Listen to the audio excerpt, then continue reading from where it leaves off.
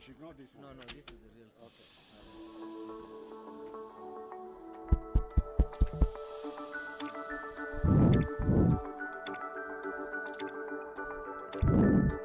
Kindly be. Why is? Please be seated. Kindly be seated. The third session is about to resume.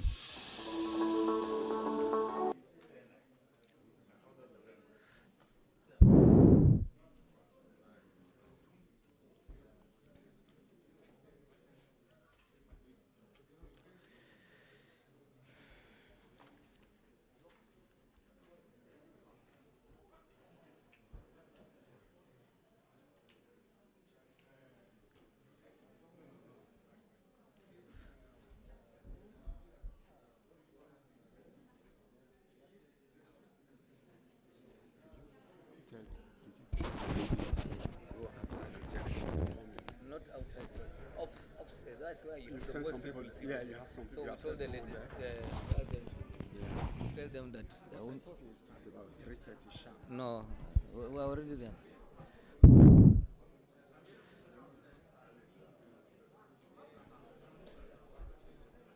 So, Your Excellencies, you are welcome back from the lunch break. The moderator will now assemble his panel and we get going. Thank you. Please. I'm going to use yours. Yes, please. Let me use yours. Okay. Yeah. Thank you very much, Garba, for kicking off the afternoon session after lunch. I hope all of us are refreshed. The next session is conversation on making. Are you hearing? Yes. Okay. Conversation on making finance work and Nigeria's investment climate and market. That's a very long title. So I'm going to invite to the podium because we are going to use the Davos style. This is a conversation. This is not going to be speech making. People will speak briefly to give more time for interactive dialogue with the greater audience. So it's my pleasure now to invite Dr. Adeshola Adedotun, Managing Director and CEO of First Bank Nigeria Limited. Is he here?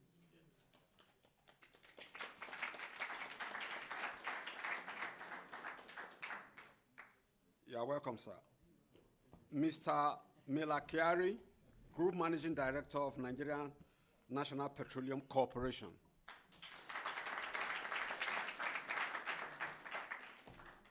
I thought the PIA had changed it to company. When is it going to take effect? Because the president already displayed the certificate. Abdul Samad Rabiu, Chairman, Bra Group. He was here in the morning.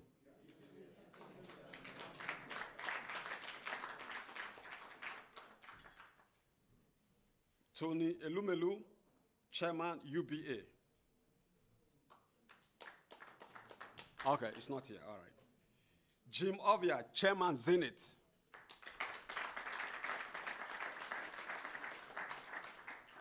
And Wale Tinubu, CEO on the Oando Group. Oando Group.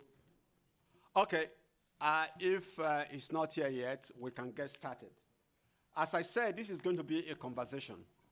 And the whole purpose of the conversation is for these very eminent business people to give an idea of both the investment climate and how to make finance work. There are many ways, of course, of making finance work. The current rage is about crypto, but there are more traditional ways like investing in the firms which they lead. But in their presentation, I would like them to address 3 specific issues to make this conversation very interesting. The first is, what are some of the challenges that the industry sectors in which they are working, they face?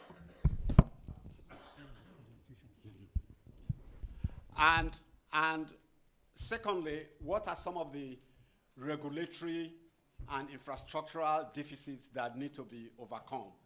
And thirdly, there was a comment made by the Minister of Foreign Trade and Economic Investment of France when he said that one of the most important aspects that they are concentrating on in terms of businesses in Africa is promoting dialogue with the government, in other words, public-private partnerships. I would like them to focus on those issues. So with those brief comments, I'm going to call on Dr. Adeshola Adedotun to give the keynote address because he's the one who is supposed to do this and the other members are panelists. You have the floor, sir.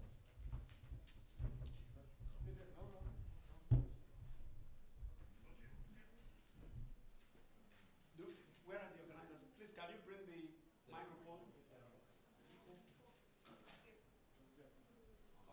No, but I wanted the one that was stable on their ties.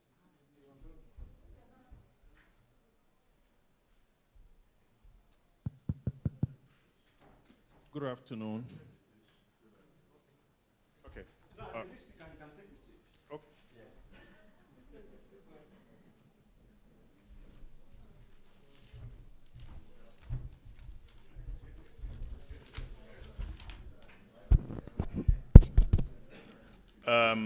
Good afternoon, distinguished Your Excellencies. Again, the President was there earlier in the day, so we have to continue to recognize that the President was there to declare the event formally open.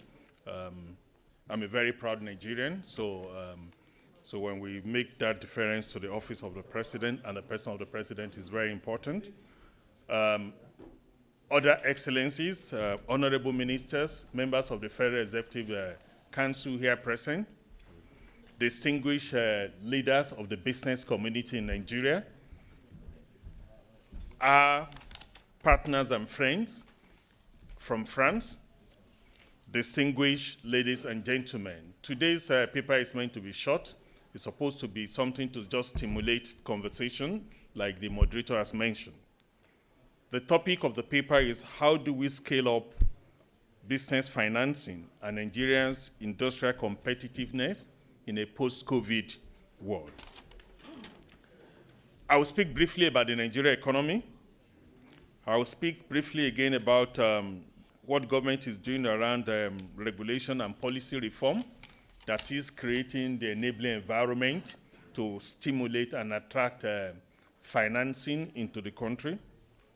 I will discuss the growing business finance in Nigeria, and we'll end up with investment opportunities in the country. Let me start by saying and re-echoing what most of the previous speakers, especially what the President has said, that unarguably, Nigeria is the most attractive market in Africa, today with a population in excess of 200 million people. And with the coming into effect of the African Continental Free Trade Agreement, which means when you invest in Nigeria, you do have access to the market across the continent. We've successfully created one of the largest market that is available around the world. Today, the GDP is about $500 billion. Like I said, population 200 million. Projection is that it's going to go to about 400 million people by 2050. Abundance of natural resources, whether you are looking at hydrocarbon or you are looking at other solid mineral. Today, last year in 2020, we had the best stock exchange in terms of performance. And Lagos, the commercial nerve center of Nigeria, was ranked as the best city for technology startups on the continent and is home to 3 of the 4 known tech unicorns on the continent. Nigeria also attracted about 30% of the investment that came, venture capital investment that came to the continent in 2020. So that is the economy that we're describing, and it's very important that we get that, we set that scenario.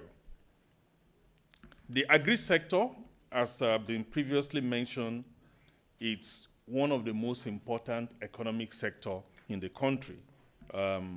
Again, when you step back and you imagine a country of more than 200 million people, the business of feeding 200 million people is actually a big business. So the domestic market is huge on its own. And like I always said, if you just even just use the back of the envelope analysis to say everybody spend 500 naira a day, even though I know a number of people here will probably spend in excess of 10,000.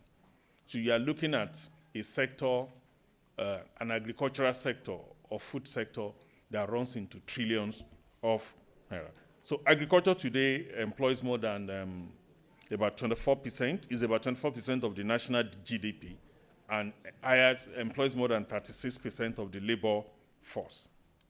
And if you listen carefully in the morning session to the governor of the central bank and the honorable minister of agriculture, strong collaboration between the public and the private sector has actually set the country on the path to building a very strong agribusiness economy.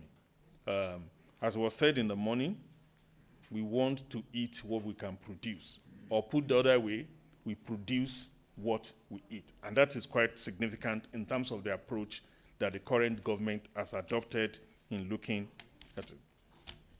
The government, by way of fiscal policies, has also enacted several policies that is creating the right enabling environment in the area of agriculture, including pioneer status incentives, zero duty for import of agricultural equipment and agro-processing equipment, and VAT exemption, among others, just to make the sector to be attractive.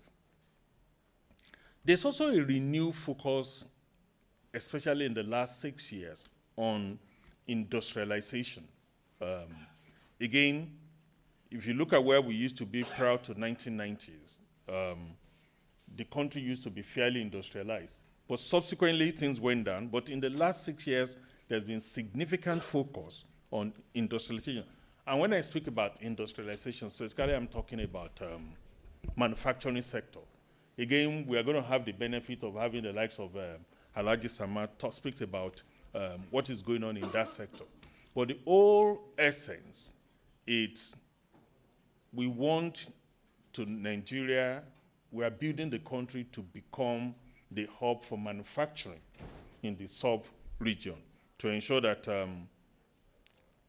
we take advantage of our competitive position to stimulate growth in that sector. The key industrial hubs are Lagos, Kano, Aba, Ibadan, Kaduna, and Shagamu is an emerging area. And government itself has shown significant commitment in this area, especially by pledging to grow the minimum power generating capacity to 10,000 megawatts. And we've seen progress in that regard. In the area of manufacturing, similar to what I mentioned under agriculture, government has also put in a lot of investment incentives to support private sector participation in that subsector. Again, the key message here is significant domestic market. Potentially, that market can be double what it is today, especially on the back of the African Continental Free Trade Agreement. The ICT sector is another major sector where we've recorded significant growth, and is now about 14.5, 15% of the GDP. Again, I believe in the earlier presentation, there was a comment about what has happened with MTN, Airtel, Glo in terms of growth. And today, with a population of about 200 million people, less than 60% of whom are active internet users, the opportunity for growth, even in the ICT area, is quite significant. I speak about the regulations and policy reform of the government, which again is creating the enabling environment that allow businesses to thrive. The Finance Act of 2020 comes to mind, which essentially was focused on reforming the tax law and aligning the tax law in the country with global best practices, supporting SME, and encouraging investment in infrastructure and capital market. The new Company and Allied Matters Act also is part of the changes that we've seen in the environment that is also creating the right environment.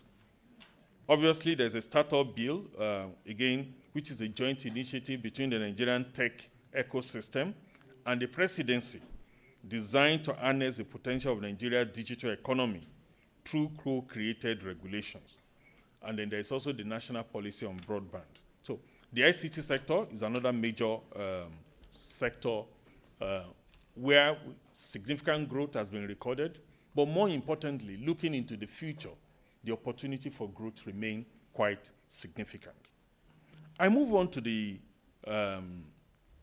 ease of doing business in Nigeria. I believe it was the Honorable Minister of the Digital Economy and Communication that mentioned earlier on today to say, if there's any area where we've seen significant progress under this administration, is about moving the country up in terms of the ease of doing business. From where we were in 2016, where we were number 170 out of 190 countries that took place. Today, as at the end of last year, Nigeria was 131 out of 190. Clearly, progress has been made. As a big country with very big ambition, there is still opportunity for further improvement. But in this area, we've seen significant improvement, and that speaks to the fact that the country is open for business. The country has aligned itself and has structured the economy and continue to restructure the economy in ways and manners that attract investment into the economy. Moving on, to speak about financing specifically, especially over and above the foreign direct investment, which we believe that investors will be bringing, government has also, over and above what the commercial banks and investment banks in the country will do to support foreign investors, government has also created several financial institutions that are essentially geared towards providing financing, long-term financing, to aid and support foreign investors and even indigenous investors. So Bank of Agriculture, for example, comes to mind, Bank of Industry, Development Bank of Nigeria, and even the central bank itself has provided several financing structures essentially designed to provide long-term financing at rates that are reasonable, that will allow investment, foreign direct investors in the country to thrive. Clearly, if you are interested in coming to Nigeria, over and above the equity that you are bringing, the debt market has enough debt to provide the required financing to support your business. And I believe this is an area where we'll be talking more. There's also the role of the Nigerian Investment Promotion Commission, which is a one-stop shop for everything that relates to investment in Nigeria. And there was a question earlier on in the day where someone mentioned the fact that there was nobody to contact.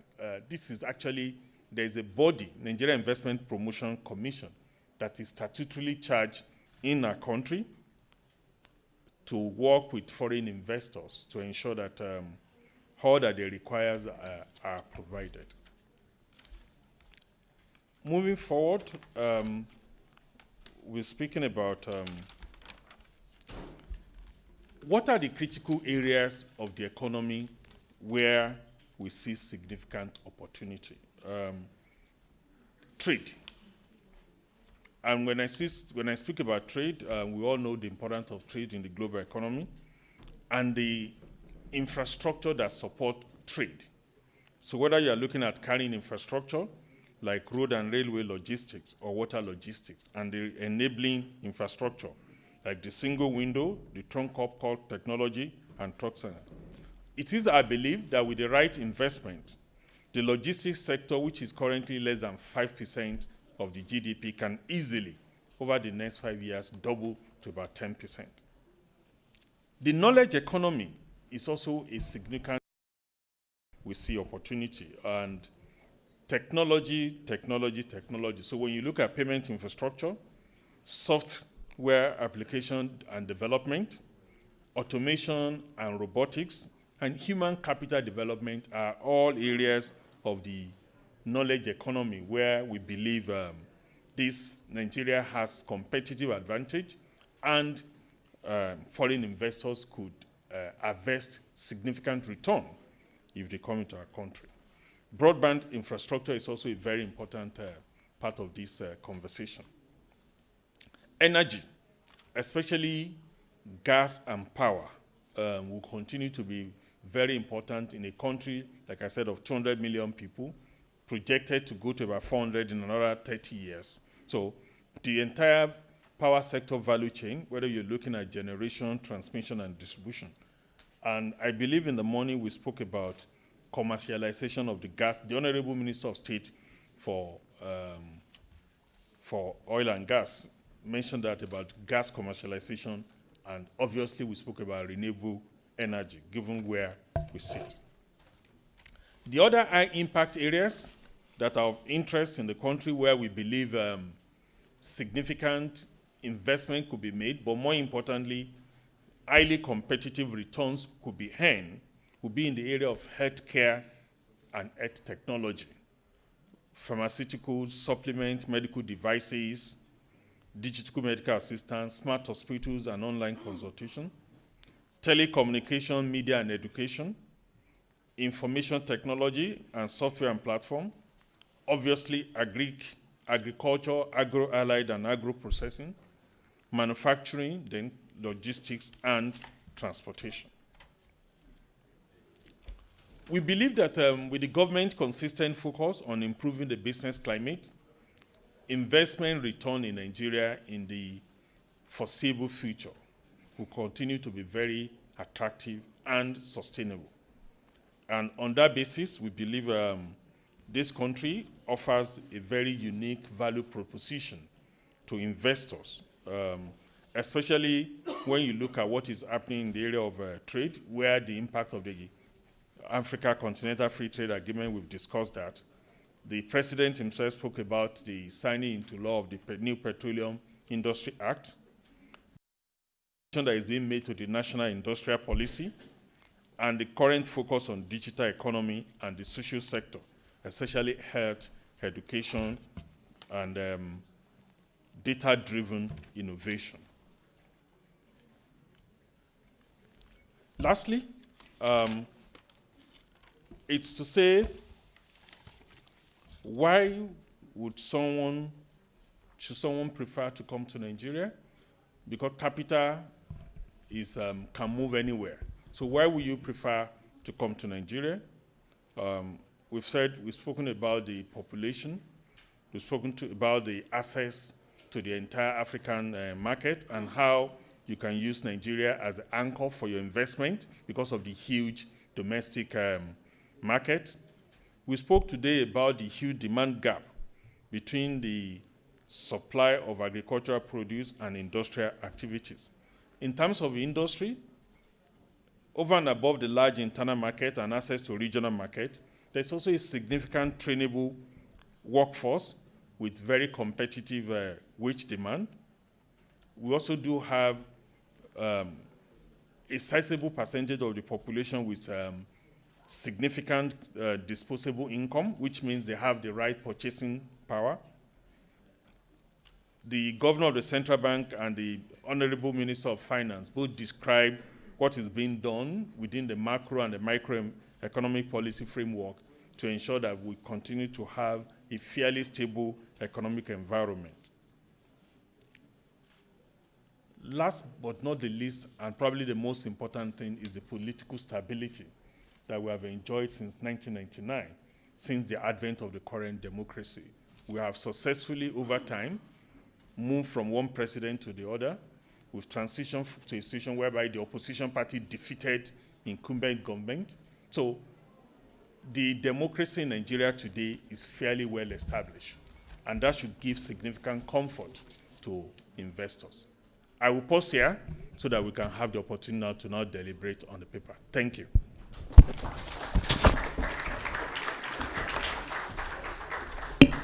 Thank you very much, Dr. Adedotan. I would like to acknowledge the presence in the panel of Dr. Benedict Aroma, the president of the African Exim Bank. You are welcome, sir. I would also like to use this opportunity to acknowledge that I've been listening since last year to your Babakan DI lectures, and it's been an excellent outing for your bank. Now, it's now my pleasure to call on Mr. Mele Kyari, who is going to give us updates both on the Petroleum Industry Act as well as any development relating to the oil sector. Using the Davos format, you are going to speak from where you are, and I see you have all been pinned up. Over to you, sir.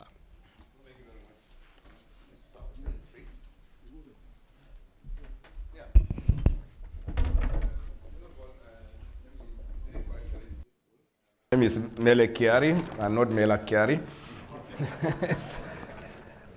Yeah, and also we're NNPC Limited. We're not NNPC. It's very useful development for our country and for the industry because this is the result of the reform that has been going on for over 20 years, aimed at making sure that our industry becomes competitive, is at par with its peers all over the world, and also moving in realities of the times that we're facing today. And we're happy that the Petroleum Industry Bill has come into effect, and now is the Act of the National Assembly. We're actually gone beyond this to start implementing the provisions of that law. And that law specifically provides for making sure that there's expansion in the industry, there's a much more friendly fiscal environment, there's much more stable regulatory environment, and beyond that also to make our fiscal terms very, very competitive and at par with our peers all over the world. And this will lead to one thing, to lead to expansion in our business. As we may all be aware, a number of talks are going on, COP26 and very many other related engagements that are going on aimed at reducing the carbon print of our businesses. It doesn't mean elimination of oil and gas. And I'm sure that's a very bad misconception that's being taken around. What it means, and just some data is useful, even by year 2050, the consumption of oil, the demand for oil will be about 100 million barrels per day. That means oil will continuously be there, and oil will change its form. As we all know today, maybe not as automobile fuel, but we also know that it's not just about providing energy. Oil does, including this plastic that I'm holding. So they are going to be there for a very long time to come. So having said this, what will change? It means the utilization of fossil fuel will change. For us, and what does it really mean for our country and for our industry? It means a more focus on gas, so that gas becomes the transition fuel for our country and even for the world, so that you can have blue hydrogen and very many other uses that you can put gas into and convert into other more uses. So it throws another challenge at us. As we all may be aware, in the last 1.5 years, investment in our industry has been very, very weak. Just for instance, some numbers will also help, and Saurama is here, and you're also here. We know that this is the only industry that has operating expense of about $16 billion per annum in our country. And CapEx expenditure in the region of 13 to 14 billion at the best of times. So it's probably the industry that spends the most money in our country. And this is also true in very many other jurisdictions. That means financing oil and gas becomes very, very critical.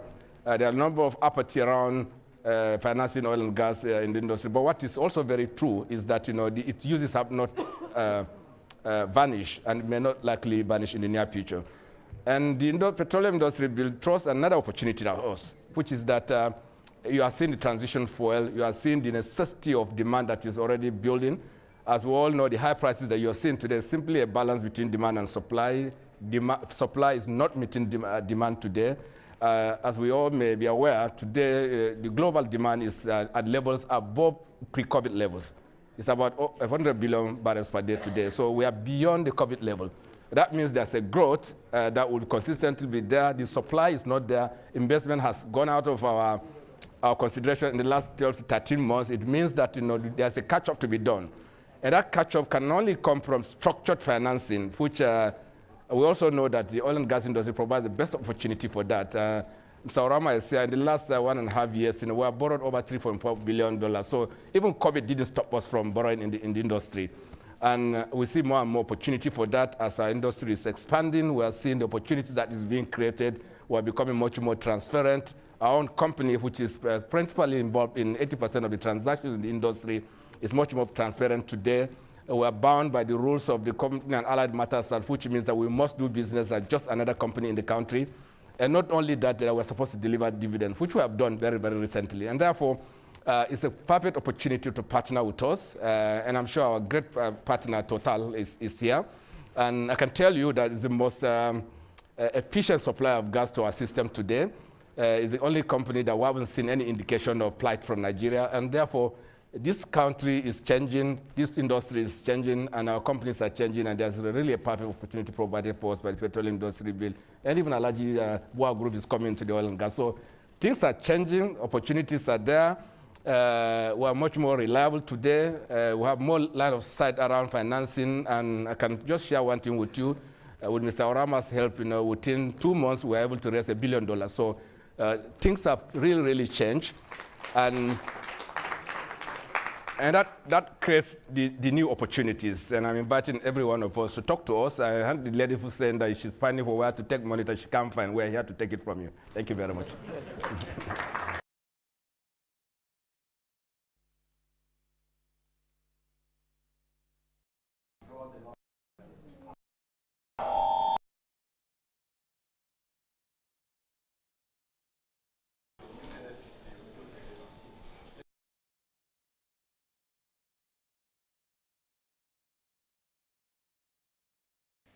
Thank you very much. Yeah, okay. Yes, thank you very much. And Your Excellency, I think this is a very important, forum because, I'm happy to see Dr. Orama and most of the big banks in Nigeria because there are so many opportunities in Nigeria. So I'd like to maybe shed light on some of the areas that I believe are critical and important. I will start with agriculture. Agriculture, mining and manufacturing, of course, power and infrastructure. But let me start with agriculture, where the opportunities I believe are. Nigeria is a country of over 200+ million people. So that kind of population, you must be able to at least feed yourselves. And we have everything. We have everything, what it takes to be able to do that. We have the land, we have the water, we have the people. And if we are able to harness and be able to do what needs to be done, Nigeria will be able to feed itself. And not only that, there are other opportunities in maybe commercial agriculture as well. We all know that Africa is probably home to almost 60% of the world's arable land. And Nigeria has got quite a lot of land, that is arable. So if you concentrate, on agriculture, not only to feed ourselves, but also commercial agriculture, where we can, for example, if you look at cocoa, Nigeria is one of the countries, that, does cocoa. We have 4 countries, in West Africa that produce 75% of the entire, world's production of cocoa. Cote d'Ivoire, Nigeria, Cameroon, and Ghana. And this is a market of over $150 billion per annum. And these 4 countries in West Africa produce 75% of that. Yet we only get about maybe $15 billion. So we need to actually do more so that we'll be able to add value and then probably get a lot more than that. And 4 countries in the world produce 75% of chocolate. United States, Germany, Belgium, and Swiss. Yet 75% of the raw material is coming from 4 countries in West Africa, in Africa. So I think we need to concentrate on that to be able to add value to what we produce. That is number 1. Number 2, mining and manufacturing. Mining because, okay, we'll talk about Nigeria now, not necessarily Africa. Nigeria was sitting on, billions of tons of different mineral resources. If you look at limestone, the area that I'm in, I'm producing cement. I have a cement plant in Nigeria, or cement plants in Nigeria. Nigeria is sitting on over 4 to 5 billion tons of limestone. Today, we are producing about 30 million tons of cement per annum, combined, all the companies that are in Nigeria, and scattered all over the country. So we are able to at least produce what we need to be able to cater for what we need locally and even export.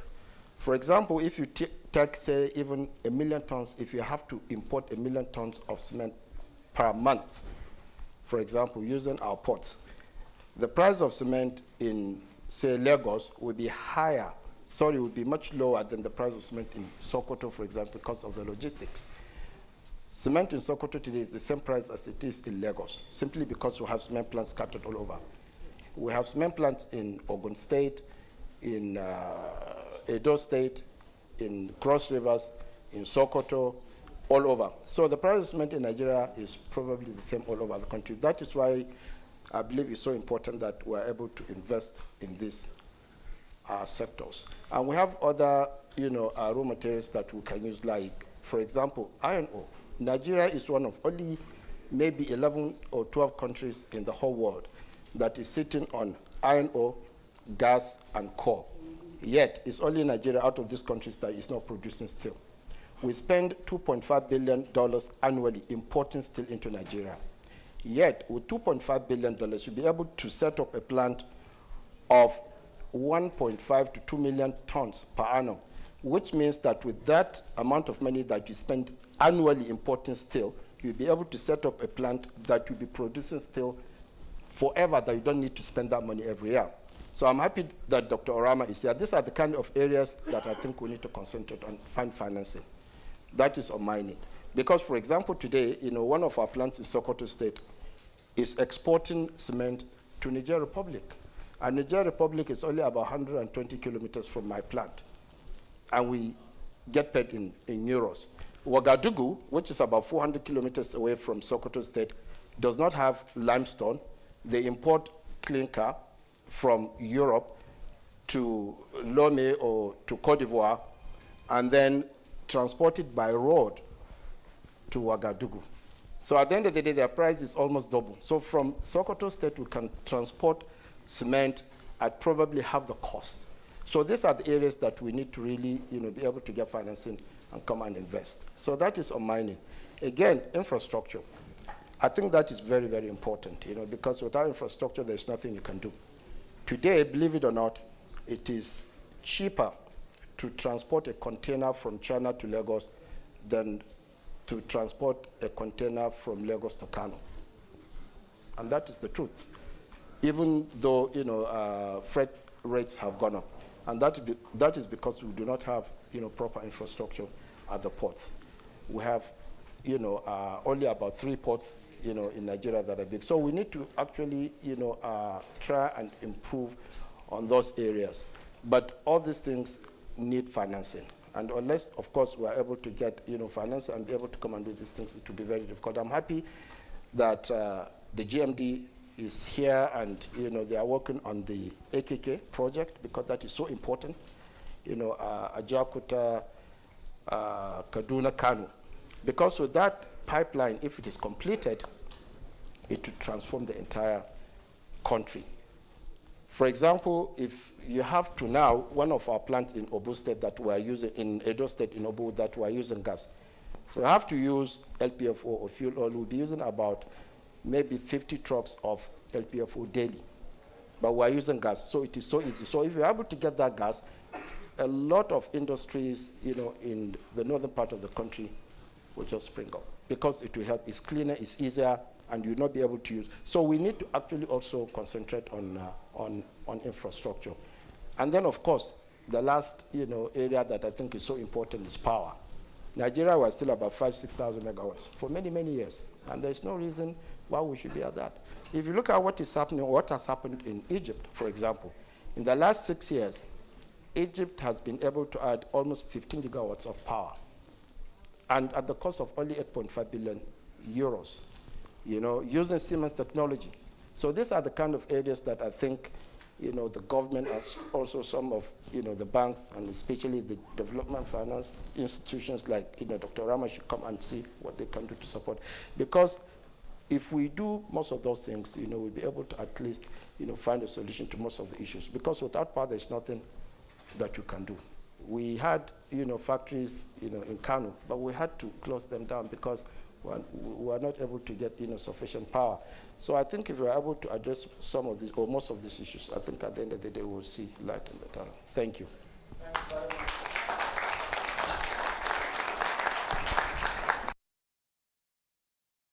Mr. Rabiu, for that very insightful presentation that cut across 4 sectors: agriculture, mining, infrastructure, and power. And to some extent, they cut to the heart of how and why Nigeria will industrialize. Now, it's now my pleasure to call on Mr. Jim Ovia to have the floor. You have the floor, sir.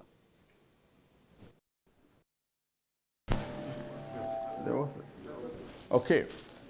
Distinguished guests, ladies and gentlemen, good afternoon. My special pleasure to join my friends, my colleagues, to market Nigeria.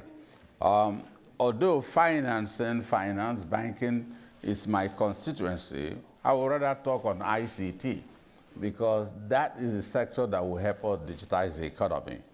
First and foremost, the Honorable Minister of Digital Economy, Alhaji Pantami, he spoke so eloquently about digitizing the economy. But one area where he had not addressed, which I know he's still working on, how to do with the 5G. And I'm going to approach him to lecture me on the opportunities in 5G. Because the speed of 5G is amazing. It will revolutionize many things. And it will enable many of us to leapfrog into fourth industrial revolution. And I must thank him because he lectured us quite a great deal, many things that many of us did not really know the government was doing in the area of spectrum, farming, and factory reallocations, moving from analog to digital in terms of either the televisions, analog television to digital televisions, and so on and so forth. I must thank the Honorable Minister Pantami for that.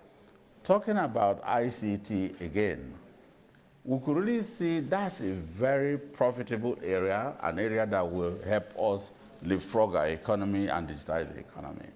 We could recall that in 2001, when GSM was introduced to Nigeria, no Nigerian were able to invest except a consortium of young guys.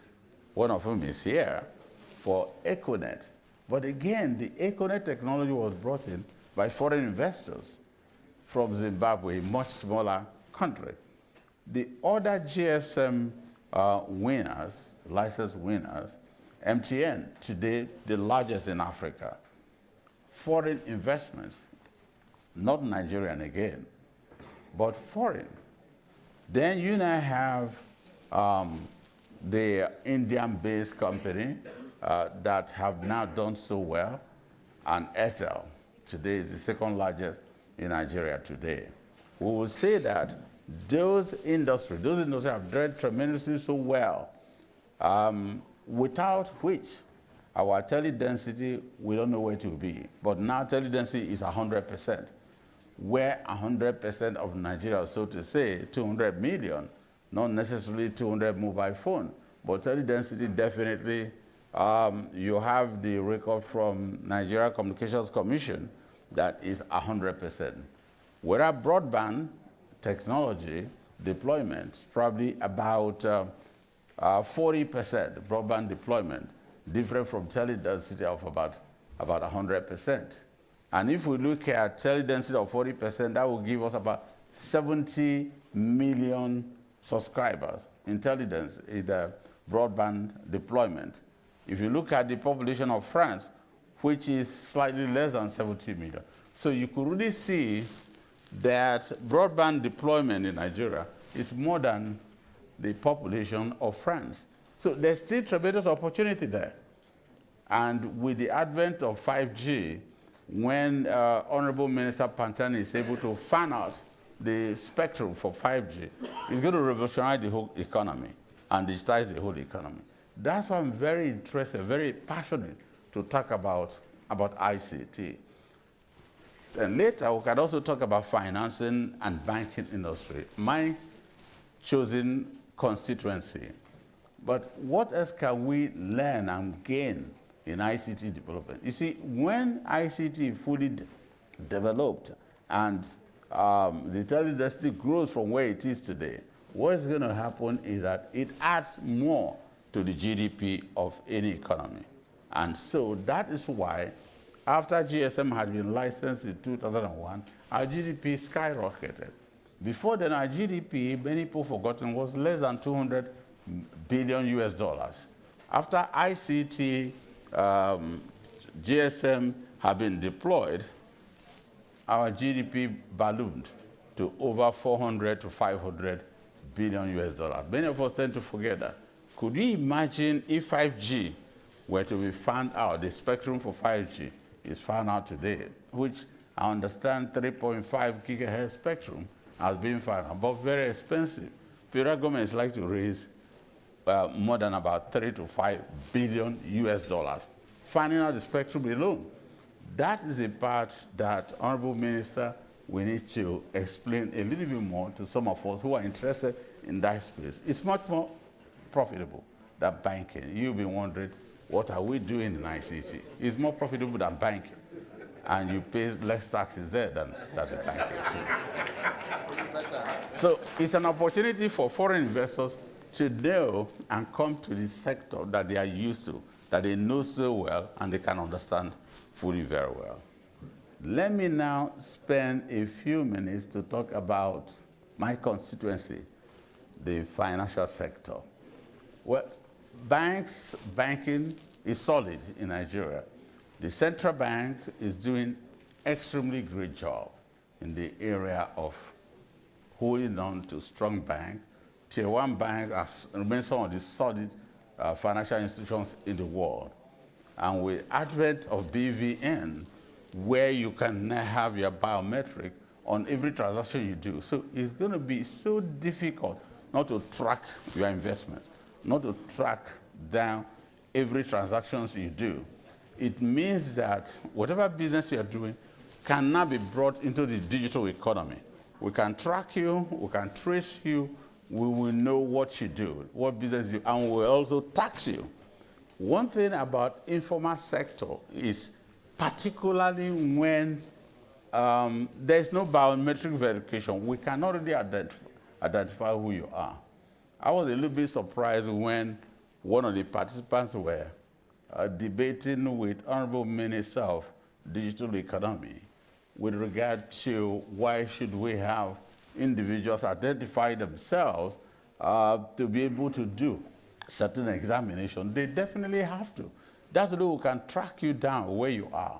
You were faceless before. Now you will not have your face, will not have your biometric fingerprints, will not have your NIM. It's very important. Every country, every developed economy, all over the world, there must be some form of identity. ICT enables you to do that. Then the banking industry, why is it so stable? And why is it so strong? And why is it solid? Because of strong regulation. Because of strong regulation. For this reason, is there any central bank official here? I know the central bank governor just left, and any central bank official, I saw a number of them. So they are doing a great job. They have to continue to regulate the banking industry. Regulation of the financial system all over the world makes that industry, that sector, to remain very solid and very well respected and encouraged by the government of the country. Now, talking about financing system, we need to also bring in the unbanked or underbanked. We still have close to 50% of Nigerians who are not in the banking industry or who don't have bank account, and therefore they cannot transact businesses. We need to bring them into the fold. We need to bring them into the digital economy. It's very important. One, like I said, it will enable you to track them. Two, it will enable you to track their investments and their opportunities. And it will also help to grow the Nigerian economy. What do we do? How do we do that? We have heard about mobile wallet. We've heard about agency banking. So these are the unbanked. These are the less privileged. We need to bring them into the system to help grow the economy. Ladies and gentlemen, I want to encourage all the business people here who are non-Nigerians. I already believe that Nigerians are fully well converted. I mean our French brothers and sisters to come to Nigeria or invest online in the sectors that you so much desire. But we do know ICT is probably your preferred sector.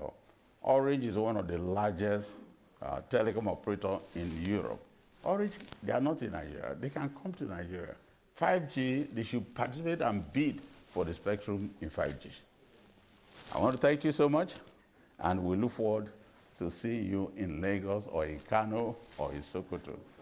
But before I close, I have to mention here that other than banking, there are quite other sectors that have done tremendously well in the area of manufacturing.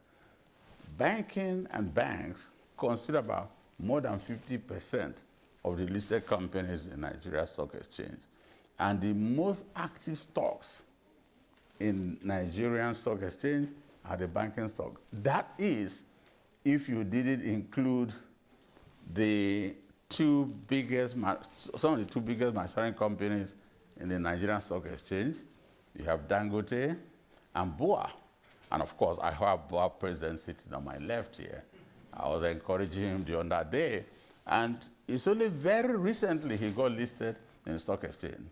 And he turned around the whole fortune of Stock Exchange together with his older brother, the Dangote Industries. So gentlemen, I want to take this opportunity to congratulate Raku. That's the only industries, cement, doing better than banking and ICT. Thank you very much, Mr. Ovia. Thank you. Your presentation on ICT has shown, if any proof was needed, why it is said that bankers can speak on any topic. But you discover that when you were talking about the ICT at some stage, people chuckled because when a banker starts speaking about a particular topic, they sense profit. And so your profit motivation is very evident. It's now my pleasure to give the floor to Mr. Wale Tinubu. You have the floor, sir. Thank you very much.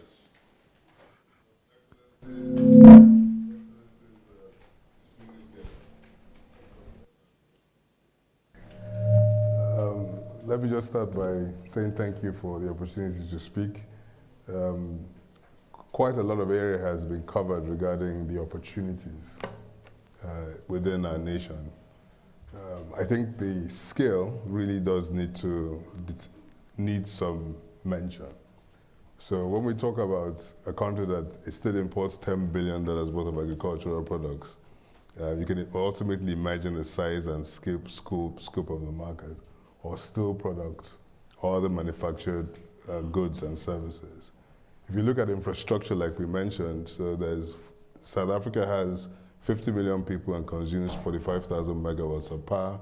Nigeria has 200 million people and consumes only 6,000 megawatts of power. 1 megawatt of power in today's world, or should I say 1,000 megawatts, 1 gigawatt is about $1 billion of investment. So you need $45 billion worth of investment to just even get to a 5,000 per capita GDP level on the energy side. The infrastructure side, like we said, 70% of our roads are not tarred in Nigeria. There's plenty of scope in terms of infrastructure. But one thing that's interesting about Nigeria is that it leapfrogs the assumptions. It's a country that went from, and Mr. Ovia mentioned the GSM, which as an entrepreneur I was involved in the year 2000. We had a very simple, transparent advertisement for GSM licenses in the newspapers and on the radio. You paid a $20 million deposit and you were allowed to bid for a license. Now, this is an environment which always was chastised that, oh, it's a corrupt country, nothing ever happens. We had a licensing, we all bidded for it. We won $285 million, and a group of young people started a GSM company, which rolled out as Econet then and eventually was sold to Airtel. Today it's a 30 million, 40 million line company.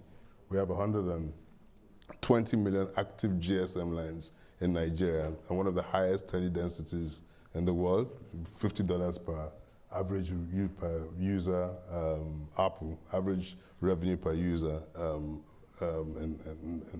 in the country. The point is that there's skill in Nigeria, there's opportunity in Nigeria, and at the end of the day, if you have conviction, you can be part of that revolution. The reality is that one thing Nigeria has been able to show in the last 25 years, that in spite of its challenges, it has built large, substantial businesses.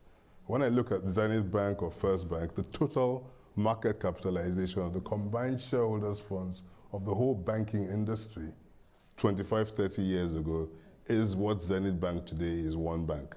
And that's a reality. Okay?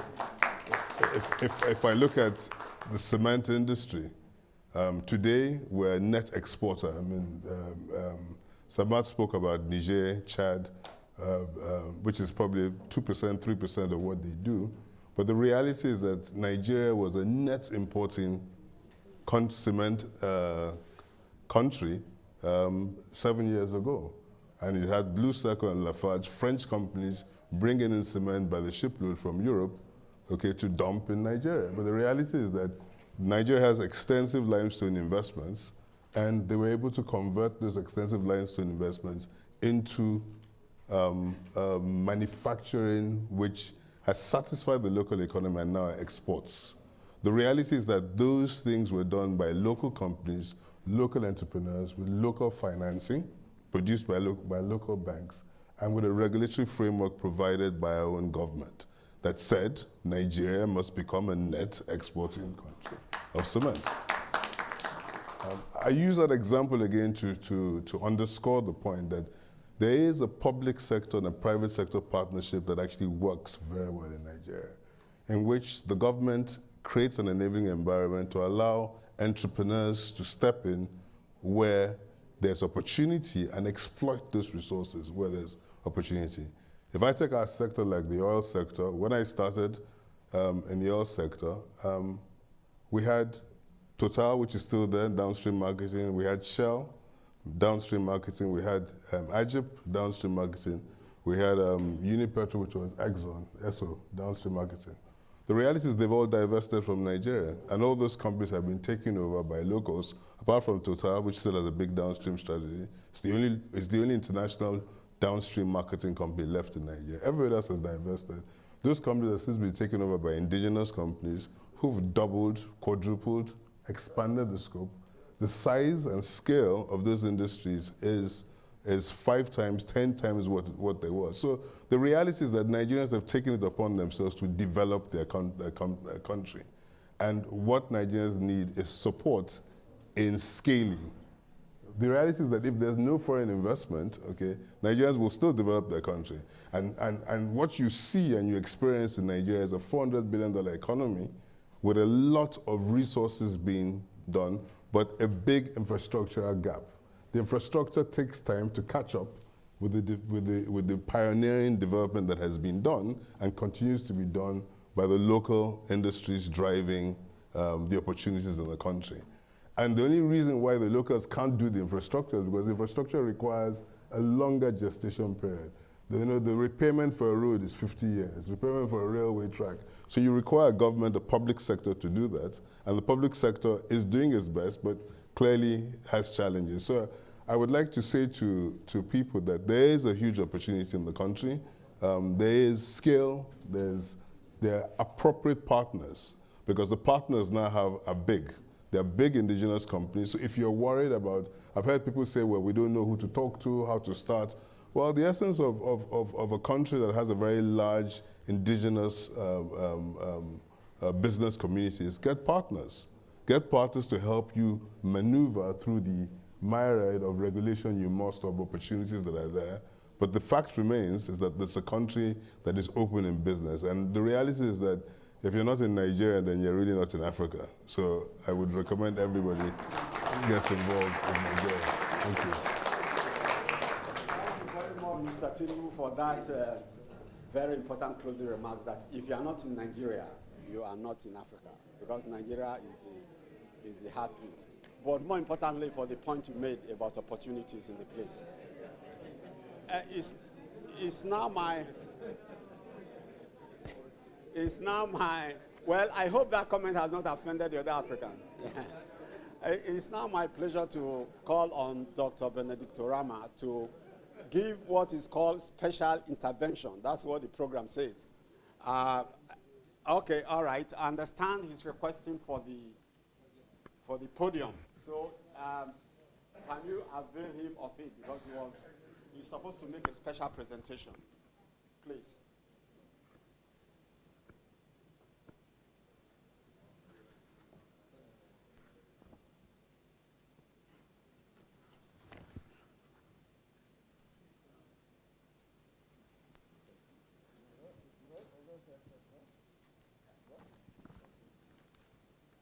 Well, if they're not moving it up, can you?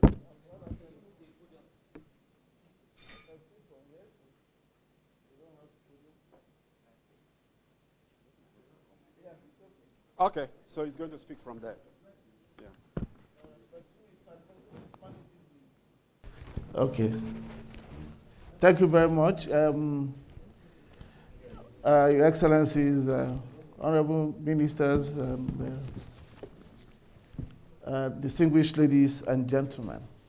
I think I'll be speaking today on a very important subject from the point of view of all of us and also the bank I lead.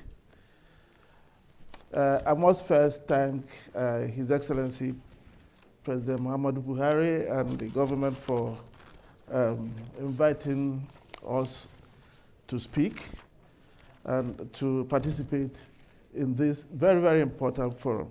Before I go into my presentation, let me say that it's been very illuminating hearing and listening to our brothers and sisters about the investment opportunities in Nigeria. The only thing I need to add is to the French friends here, that if you do not believe, there is no reason for you to believe all the things people are saying. You may still see risks. So I want to tell you that if you do see risks, that you have an Afresian bank to give you the umbrella to cover that. So, and what of the presentation?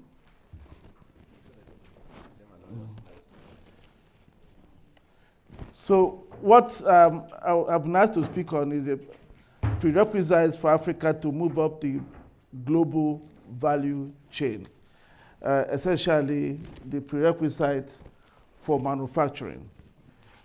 Next slide, please. The next slide. I think the first thing we need to look at is the nature of the problem we have.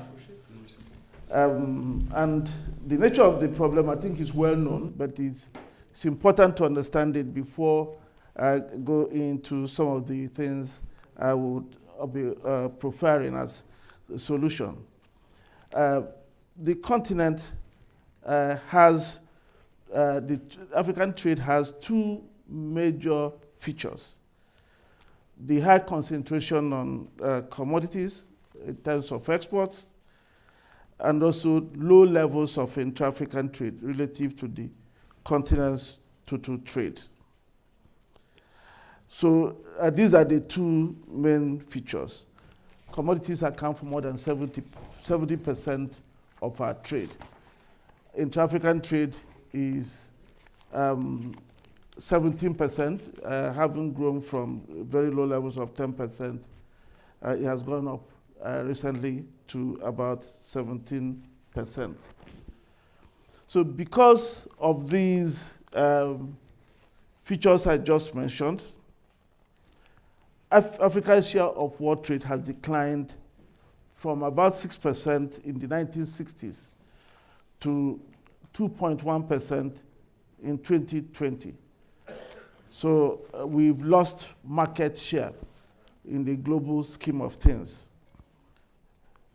Our share of global output has also languished at about 3.5% for decades, despite the fact that Africans constitute about 17% of the population of the world. So 17% of the people account for only 3% of the output. This is the reason why our continent remains today at the periphery of world economy. And you need to get a perspective on why this is a problem. The share of commodities in world trade has fallen from 45% in 1962 to 20% today. What that tells you is that Africa's share of world trade is likely to decline further unless we begin to move away from commodities. This is because we are concentrated in a declining sector. It's like a business person putting all his or her money in a business that is losing appeal. But it doesn't appear that we are doing anything about it. Because if you look at Africa's share of global manufacturing, it has also declined from about 10% in 1982 to under 2% today. So what that is telling you is that whereas we should be raising our share of manufacturing value added so that we get out of this commodity concentration and dependence, we are instead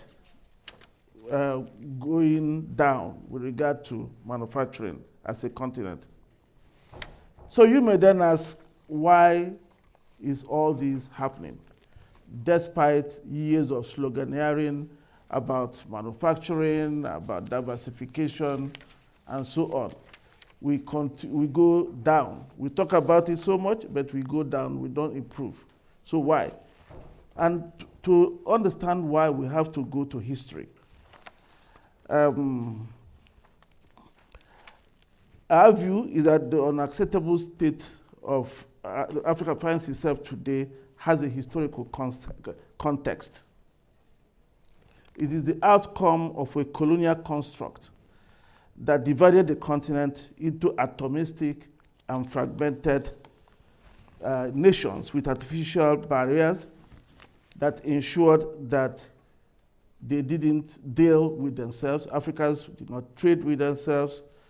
Africans would not produce in manufactured goods in country. The colonial administrator, Mr. Albert Sarraut, who was there from 1872 to 1962, I think he was a former prime minister of France, wrote about this, and he was very vivid, and I will quote his writing because that brings it very, very, it brings it out very, very well. He wrote, and I quote, "Economically, a colonial possession means to the home country simply a privileged market, whence it withdraw the raw material it produces, it needs, dumping its own manufactures in return. Economic policy is reduced to rudimentary procedures of gathering crops and bartering them. Moreover, by strictly imposing on its colonial dependency the exclusive consumption of its manufactured products, the metropolis prevents any effort to use or manufacture local raw materials on the spot, and any contact with the rest of the world. The colony is forbidden to establish any industry, to improve itself by economic progress, to rise above the stage of producing raw materials, or to do business with the neighboring countries for its own enrichment across the customs barriers erected by the metropolitan power," unquote. I think this underscores the situation we find ourselves, all of us, on the continent. Because the strategy is profound, and it has survived till today. Because until recently, Africa had not made any serious attempt to reverse engineer it.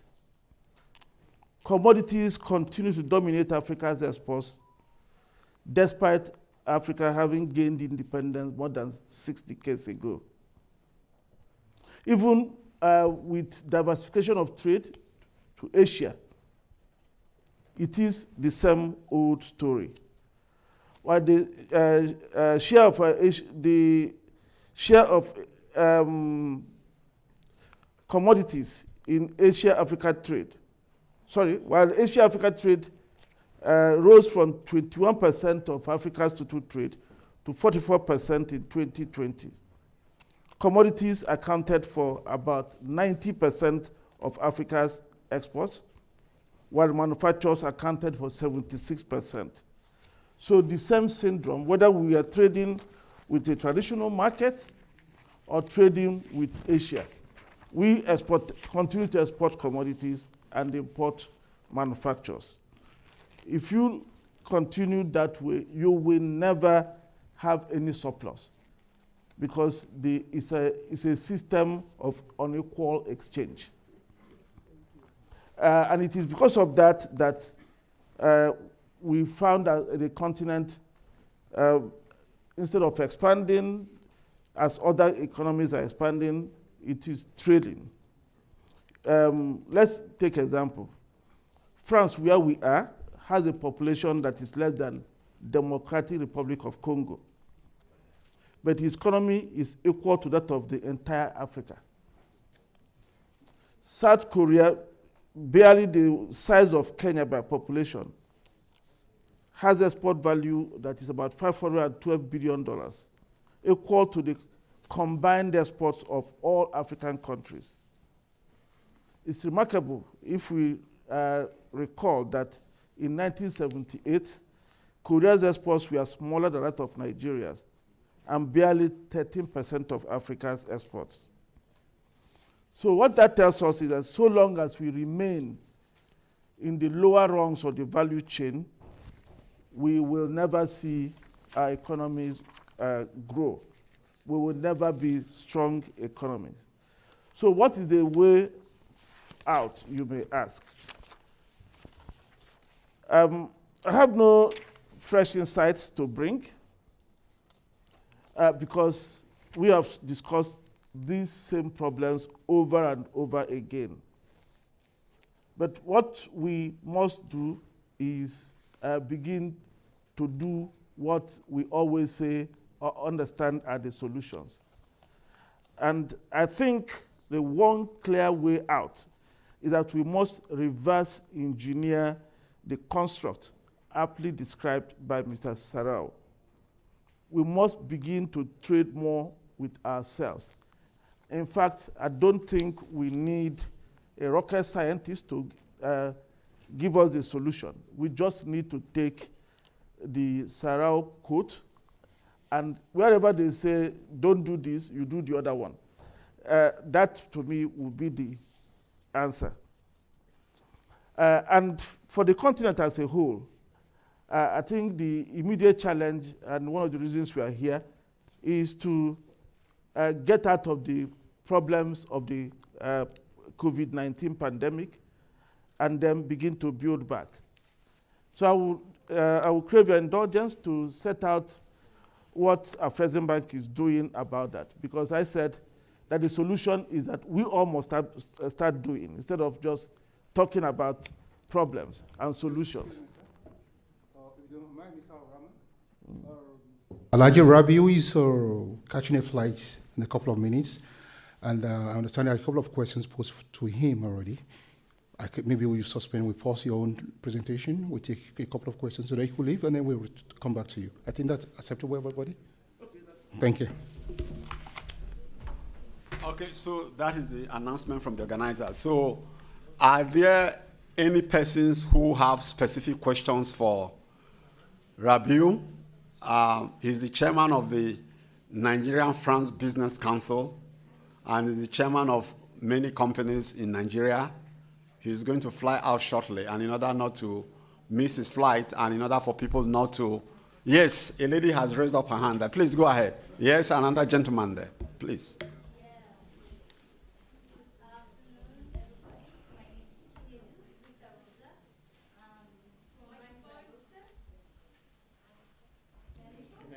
Yeah, please go on. Give it to her. It's coming.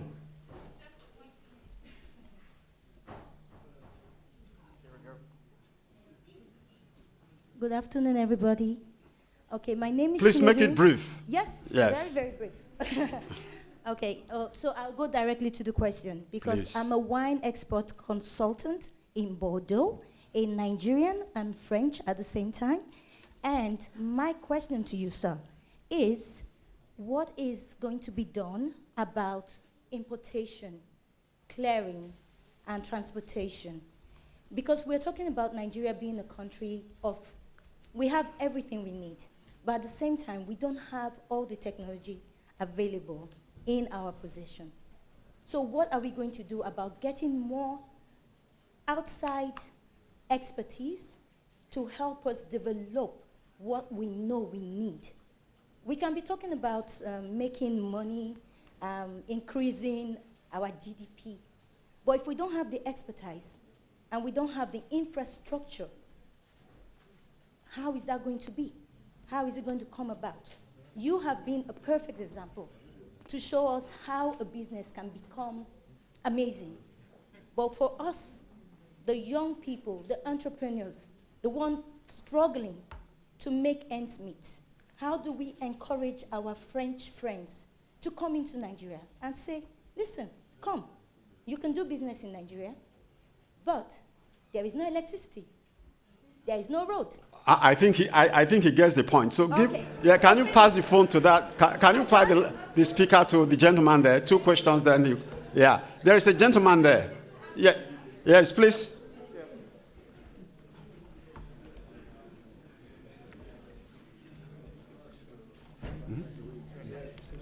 I think I can.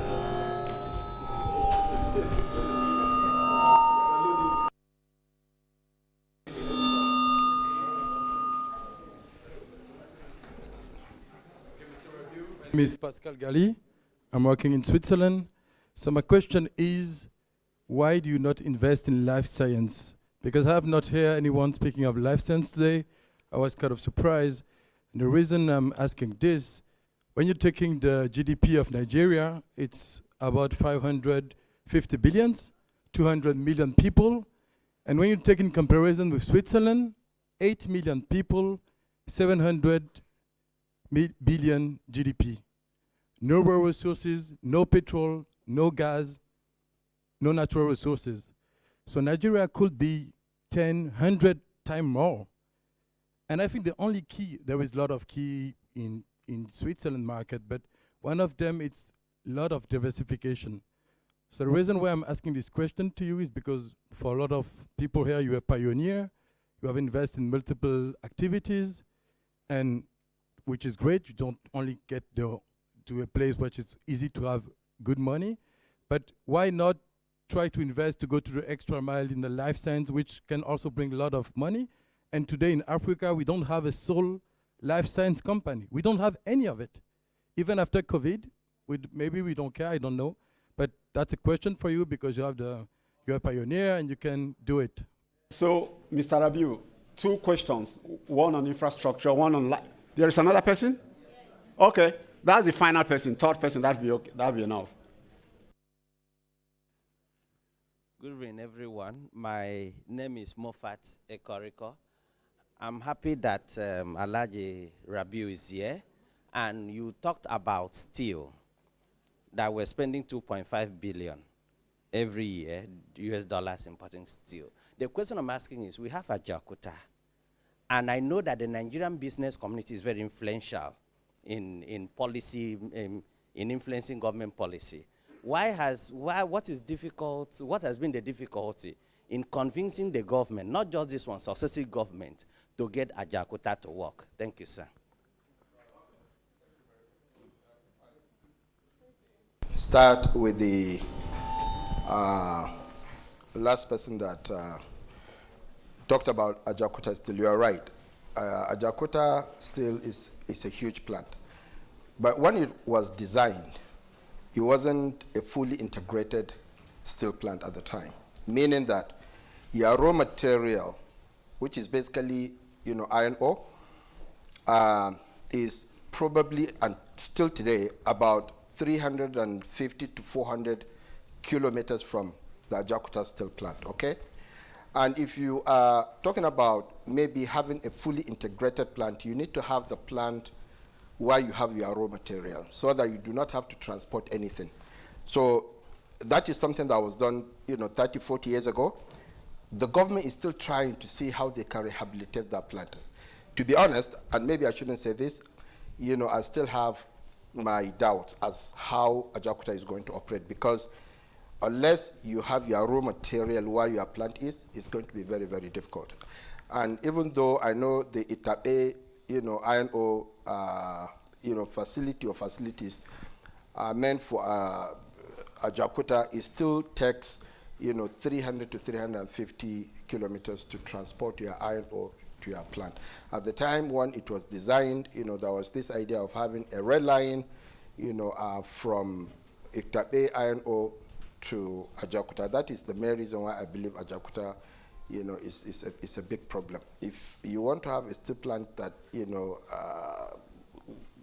can operate, you must have your, raw material, you have the plant, you have your captive power plant if you don't have, grid power. So I think that is why, Ajaokuta is a bit of an issue. Of course, Nigeria spent quite a lot of money and people are still interested, So steel is key. It's quite important, hence the reason why I mentioned what I mentioned, because if you are spending $2.5 billion per annum, and if you spend that money and set up a fully integrated steel plant, you'll be saving that money every year, which is very, very important. Of course, there are people that are interested and are looking to set up something maybe, of course, smaller scale, about 400,000 to 500,000 tons. Maybe it's coming, very soon. There's company, Rajgupta African Steel, they're trying to set up something in Kaduna, and there's iron ore there. But of course, the issue of power is still, something that is up in the air, but I'm sure they will be able to get to that. So that is on steel.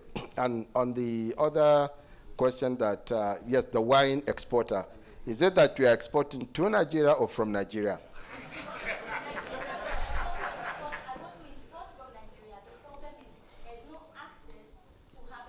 Well, that is the whole idea why we are here, trying to discuss and find solutions to these problems, because, at the end of the day, as we all know, there is so much we can do in Nigeria. The opportunities are there. And again, the population of over 200 million people. So the market is so important, and if you are able to come, I'm sure it will not be a big problem. But again, this is a forum that will have people that you can talk to and, maybe, find some partners that you can work together, because Nigerian market is really, very, very huge. So you are welcome if you want to talk to me, even though I'm not sure I can do wine, but, but maybe I can. Maybe, Brother Jim, maybe. Oh.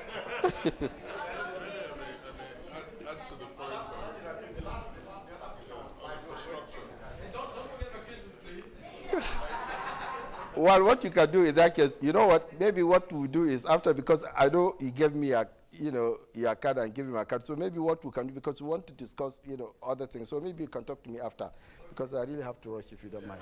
Thank you. Add some comment on infrastructure. Every time I go abroad and we talk to business people, investors, banks, financiers, they always complain about the state of infrastructure in Africa in general, Nigeria in particular.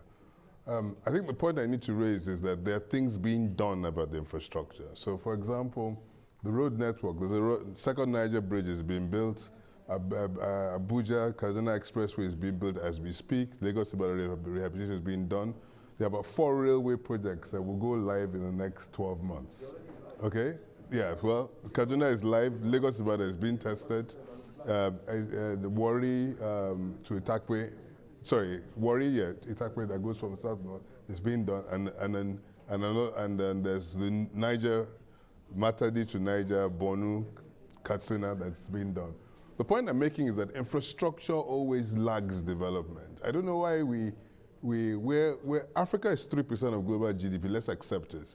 We're not saying come and do business in Europe. We're saying come to Africa to do business in Africa because there are opportunities in Africa.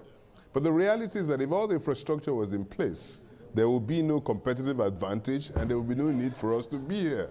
So the reality is what we should be asking ourselves is that what is the country doing about shortening this infrastructure gap? The NNPC has just committed $1.2 billion to fix over 600 roads in Nigeria. Contracts already awarded, and the GMD is NNPC Limited.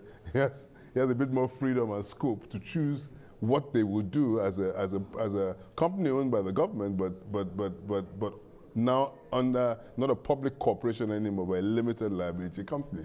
And they're making commitments. There'll be commitments on renewable energy in terms of to ensure that the net zero commitments are being achieved. We, for example, take an Rwanda experience. There was no gas for industries. For the same Bua, for the same Dangote sugar, Dangote salt, all of them in Nigeria, we got a concession from the NNPC to tap gas from their line, okay? And we're able to build over a 10-year period, 150-kilometer gas infrastructure line where we've listed, where there are over 200 industries, 200 large-scale industries taking gas today.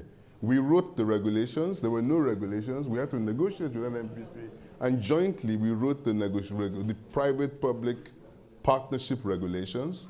Okay, we didn't have financing for it. We built 10 kilometers first.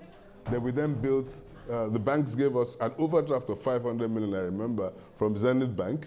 We then built the first 10 kilometers, tied on about 20 industries. Then we built 83 kilometers, tied on another 100, and we used the same capital. We rolled it over and over and over.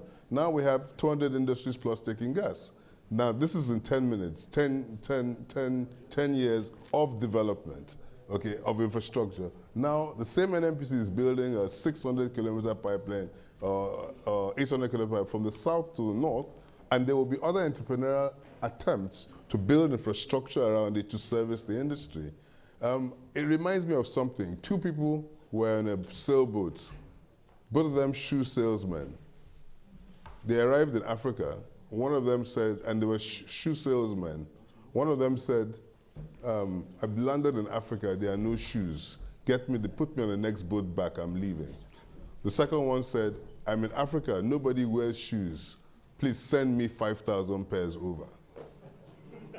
The point is, there is opportunity, and let's look to the opportunity, look to the gaps, and ask us what the solutions we are doing and what we are doing about filling those gaps to ensure that your investment can come to maximize the opportunities that exist. Okay, with those comments, we'd like to give a few more minutes to President Orama to conclude his presentation. Thank you, sir. Thank you for your patience. No, that's fine. And indulgence. Oh, thank you. Can we have the slides back, please?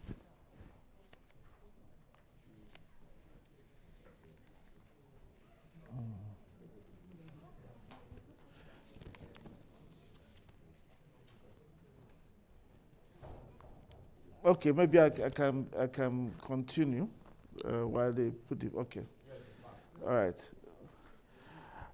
So I was saying, what do we do to get out of the problems we described? And I said, no fresh insights, but we must then take action. Do those things we all talk about, we've been talking about for years. But the first step is to get out of the pandemic, the COVID-19 pandemic, and that is one of the reasons we are here. And that will require a collective effort, institutions like ours and countries. So let me just tell you a few, excuse me. Let me just tell you a few of the things Afreximbank is doing to help us deal with the pandemic. The first thing we did right from the beginning was to launch a pandemic impact mitigation facility, a facility we used to support countries to be able to contend with the ravages of the pandemic, save lives and livelihoods. To date, we've disbursed $7 billion under that facility. We also then supported the long-term solution, vaccination. Towards the end of last year and the beginning of this year, it was becoming obvious that Africa was going to be left behind in the race for vaccines. So working with the African Union, the Africa Vaccine Acquisition Task Team, Afreximbank put in place a $2 billion facility which guaranteed access to vaccines for African Union member states. Nigeria is also a beneficiary of that facility through which deliveries of vaccines are happening today. We also co-created the African Medical Supplies Platform, which is a digital platform we're using to pool demand of all African states for procurement of vaccines. Why is this important? It's one instrument we use to begin to break down those borders I mentioned, making sure we speak with one voice, pull our demand together. And with that, we were able then to negotiate with the Chinese, who were the main suppliers of the PPEs and test kits at that time. We got about 30% discount from what the price would have been. And we also put in place the first continent-wide no-fault compensation scheme, which is operating. Then, in the longer term, the solution to what the problem I described is the implementation of the Africa Continental Free Trade Agreement, because it is this agreement that will help us bring down the borders. It will help us change the narrative that was presented in that quote I gave you. Today, the agreement has been signed by 54 countries. 41 countries have ratified it. There are negotiations going on in order to begin to support trading. And the key one is the rule of origin, and of course, the exchange of tariffs, and also exchange of service offers. I think Nigeria as a country must play a leading role with regard to the rule of origin, the rules of origin, so that the AfCFTA becomes a true instrument that will foster industrialization on our continent. And with regard to supporting the AfCFTA itself, I would list a few things President Bank has done, which I believe the investors here can take advantage of. We plan in the next 5 years to disburse an amount of $40 billion in the aggregate to support trading and investments under the AfCFTA. This will double what we did in the last 5 years.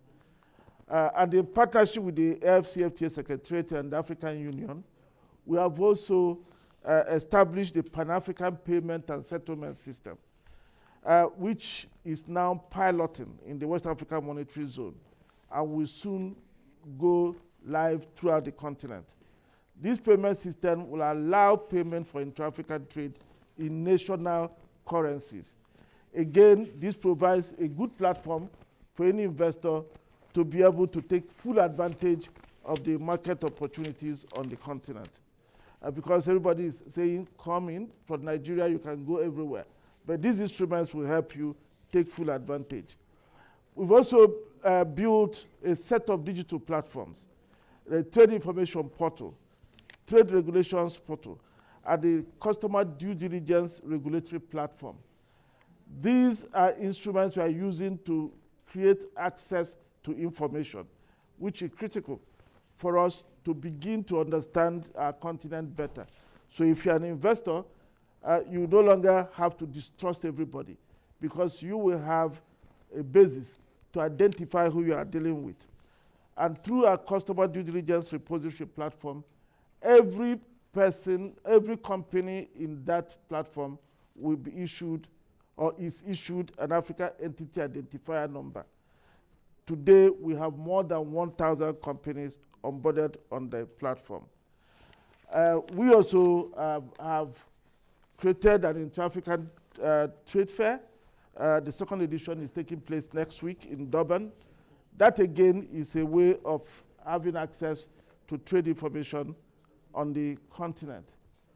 And working with the African Union and the AfCFTA Secretariat, the Summit of the Heads of States have asked Afreximbank to help develop the AfCFTA Adjustment Facility, which will make it easy for countries that have problems with the fiscal revenues they will give up to be able to be compensated.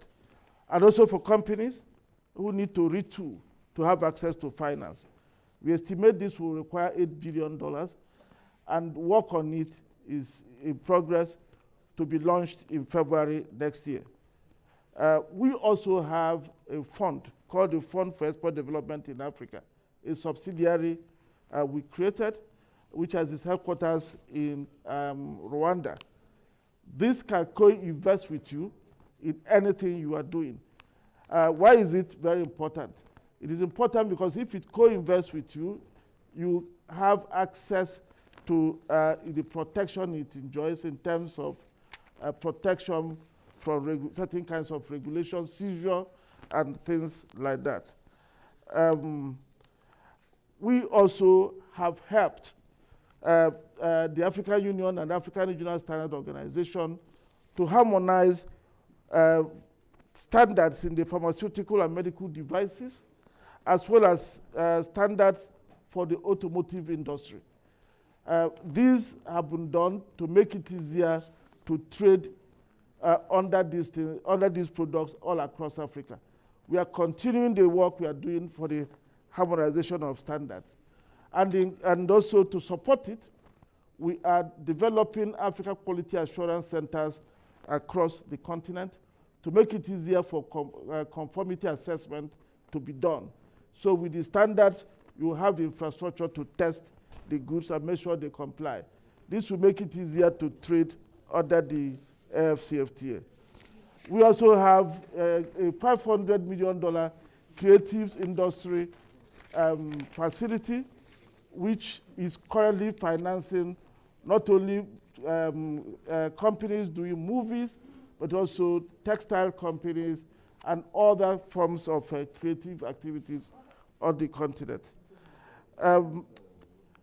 We're also developing in some countries, including Nigeria, industrial parks and export processing zones.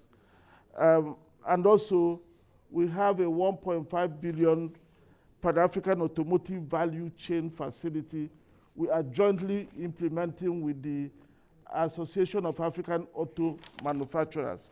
So let me quickly then tell you what we are doing in Nigeria in specific terms. For Nigeria, Nigeria is one of the second largest shareholder in Afreximbank, so our activities in Nigeria is very robust.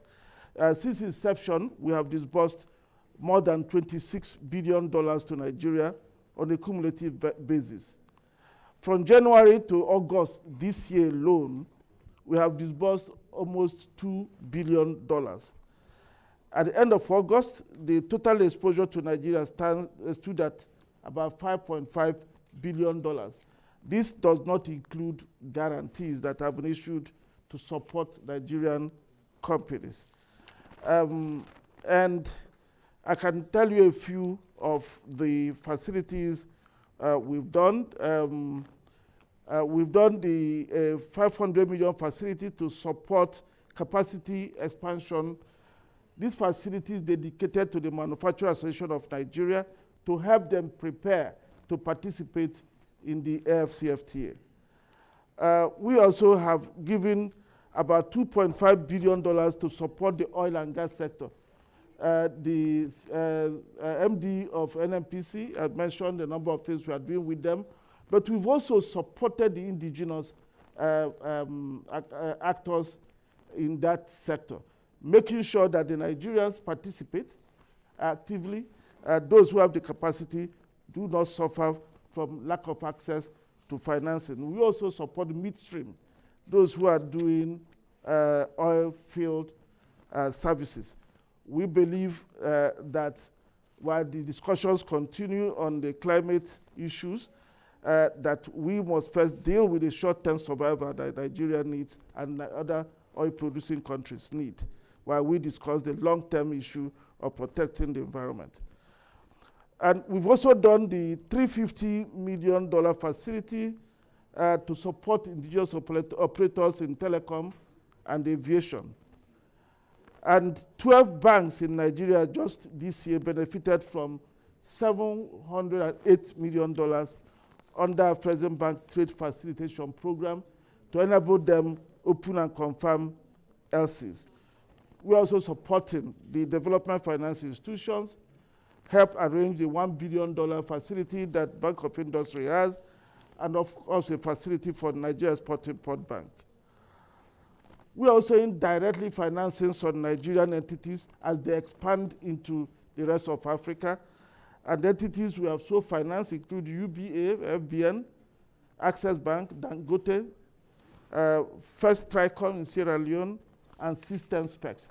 Some of them, for example, System Specs, we help them win contracts in South Sudan to provide switches, and then we finance that contract.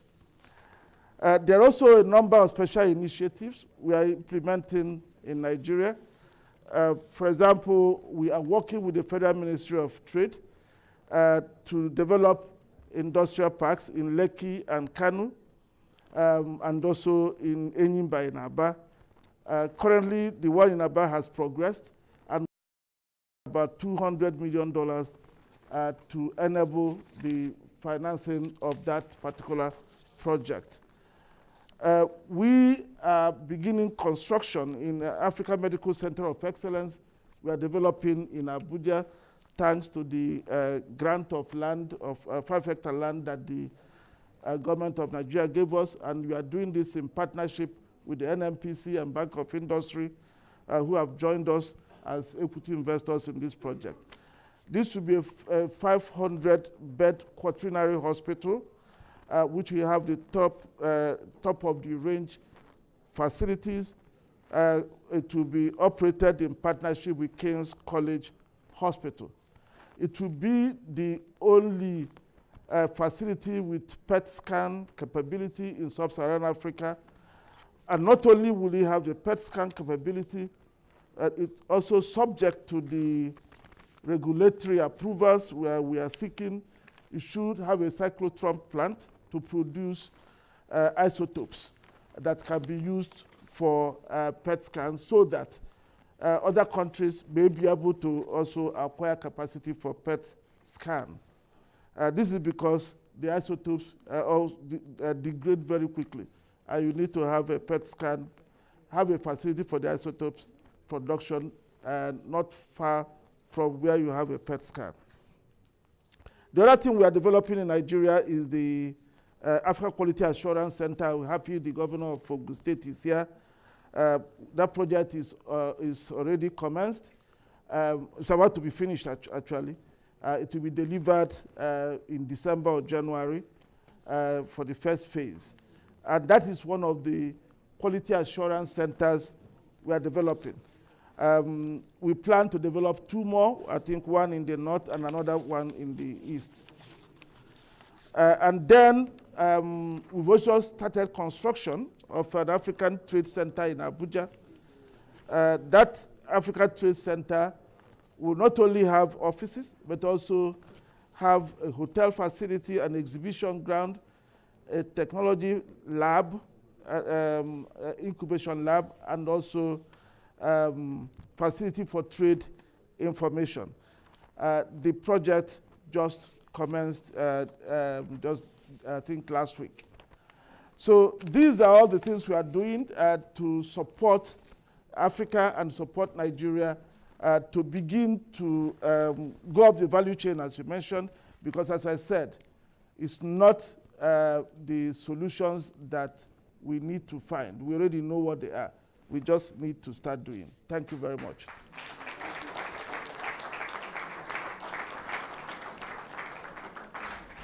Thank you very much, Dr. Rama, for that very illuminating, albeit lengthy presentation. But you have struck at something at the heart of Africa's dilemma in terms of moving from primary commodity-dependent economy to a diversified economy.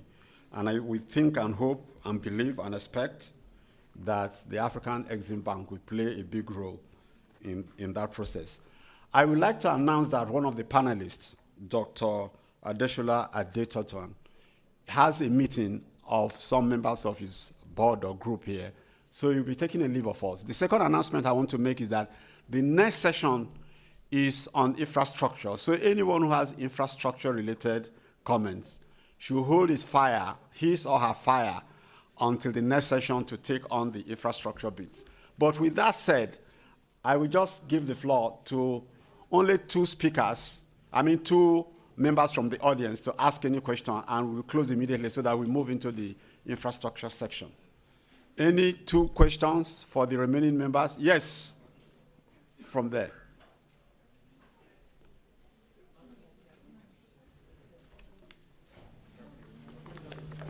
Good afternoon, Your Excellencies. I would like to thank you all for your presentation.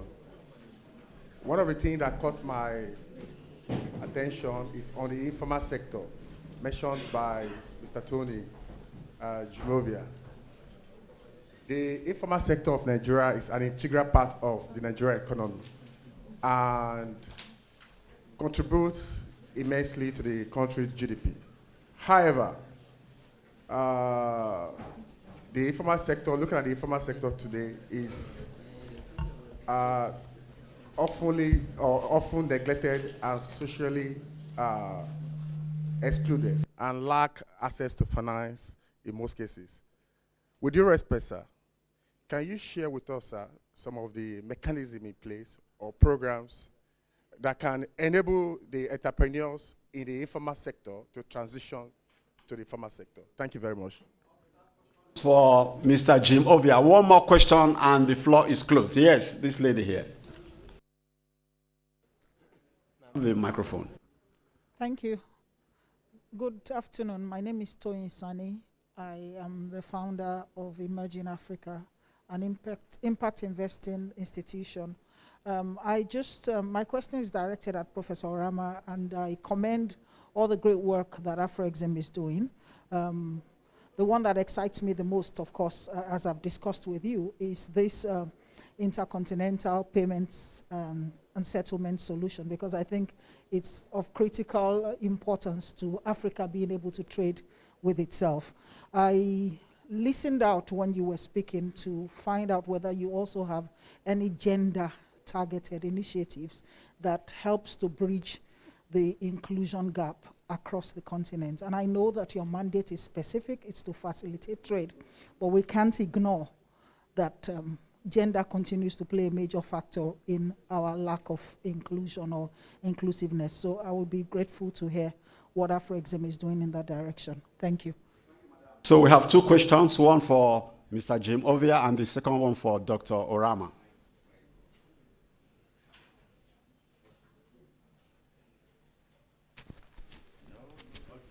Is the system failing? Speak on this. Hello. Okay.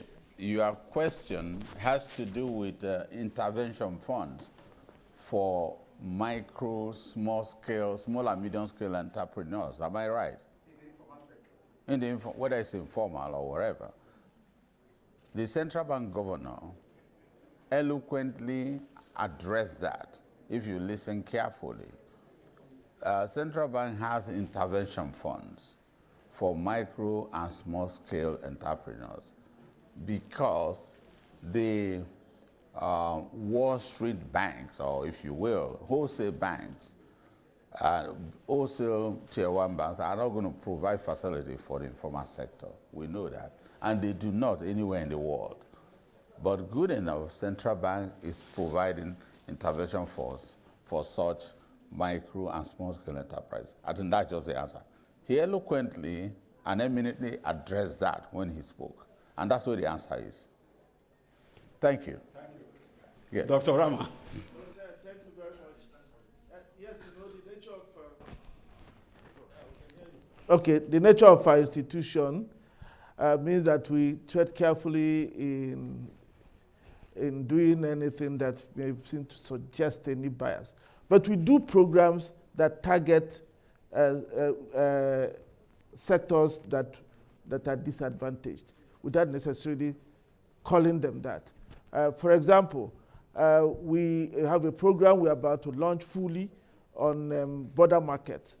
The border market for informal traders, we're targeting the market women that are heavily involved in it.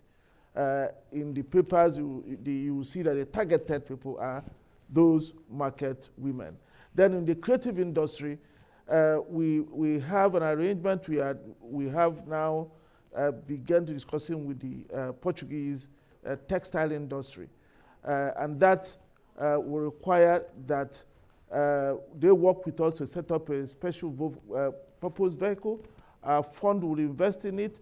The Association of Textile Manufacturers of Portugal will invest in it. But then we have the group of women designers that we took to Portugal Fashion. We put in into also a company, a special purpose company, who will also become investors in it. So that company is the one that will then build garment factories that the Portuguese will take and sell on to their through their normal supply chain. So those are the kind of targeted interventions we have that focus on women, but we don't necessarily call them gender programs. Thank you. Thank you very much. With those responses from the two panelists, I'd like to bring to a close this session. I thank all of you for your participation, and I thank especially the panelists who stayed till the end of the session. Thank you very much.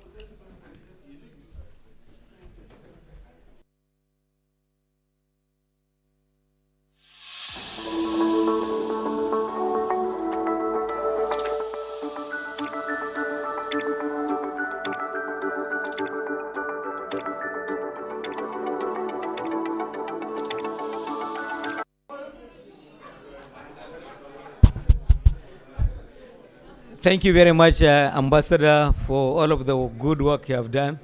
The panelists, everyone, we thank you. We are quickly moving into the next session, the next and final session. So can we please settle down for it as quickly as we can? And I would like to call on the moderator, Professor Salisu Adaya. This one is on infrastructure. Professor Adaya, please come and put together your team.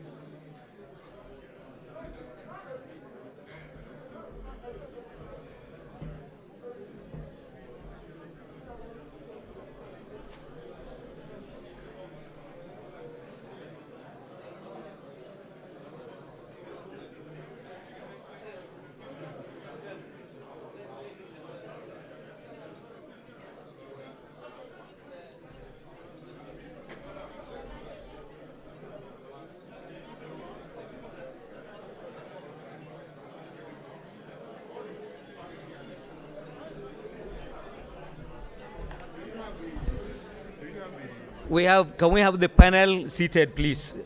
Okay. No, please call your panel and bring them to. You have this paper? You don't have this? But I have the names. You have the names? Okay, then go ahead. This guy is there, huh?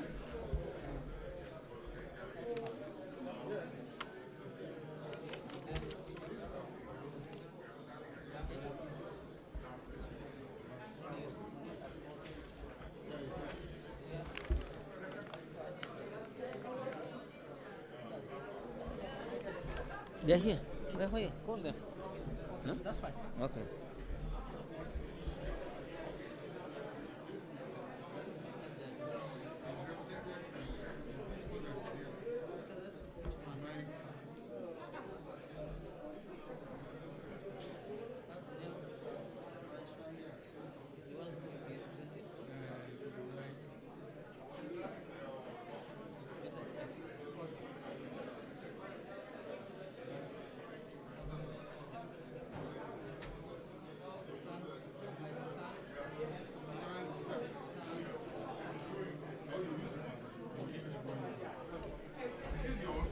No, it's not mine.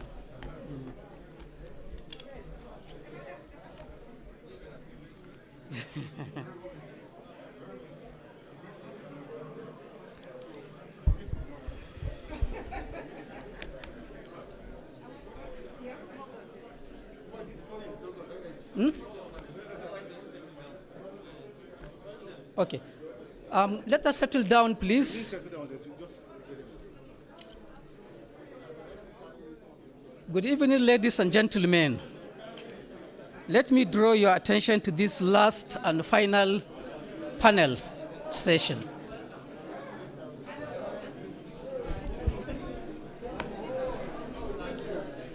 Now, this panel session is on bridging Nigeria's infrastructure gap, reforms, results, and the road ahead.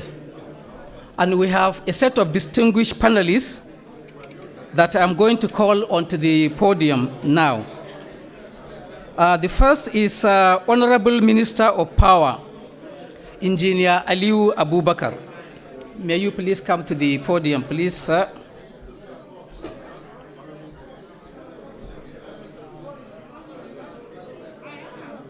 The next panelist is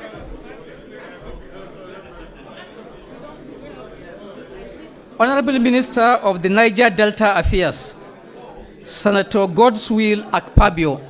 Please come to the podium.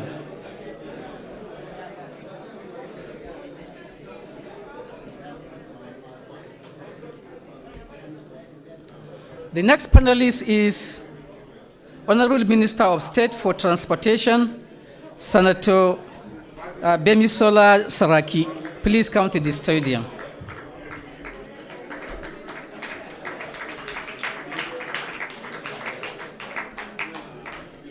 The next panelist is Prince Engineer Dr. Chief Eze, Arthur Eze. Please come to the podium, sir. You're welcome. Who is the chairman of Atlas Oranto Group.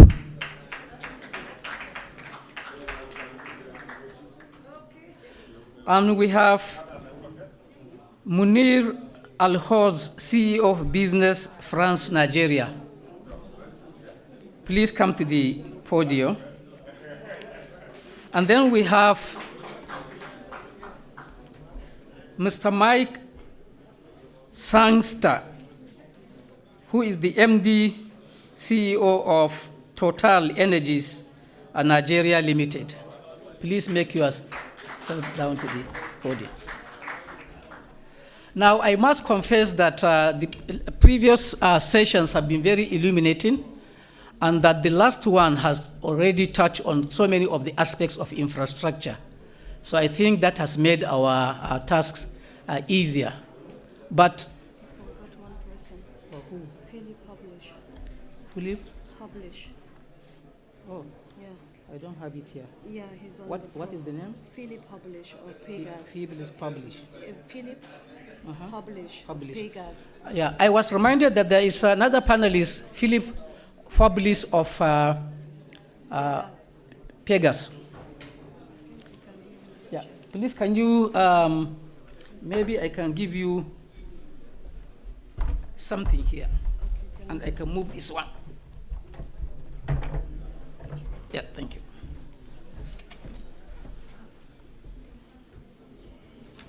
Right, so the importance of infrastructure cannot be overemphasized, because lack of infrastructure in any society or nation is a major drag to economic development.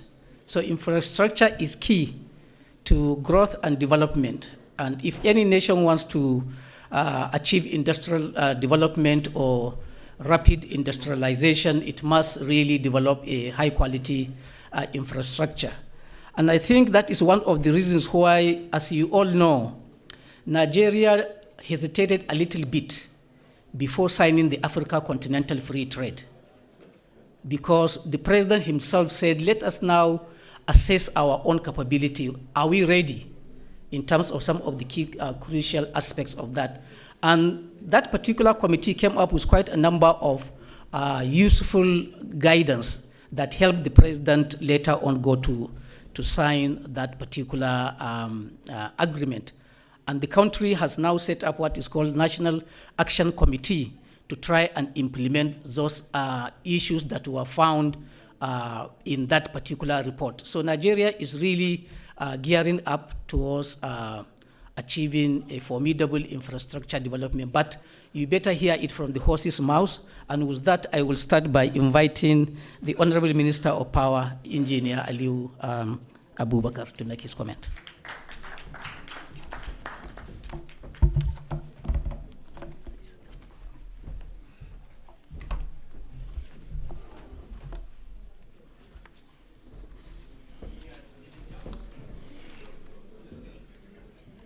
أعوذ بالله من الشيطان الرجيم بسم الله الرحمن الرحيم.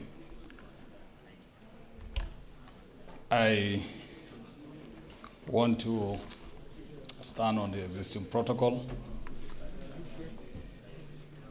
I am here to talk on the topic, bridging Nigeria's infrastructure gap, reforms, result, and road ahead.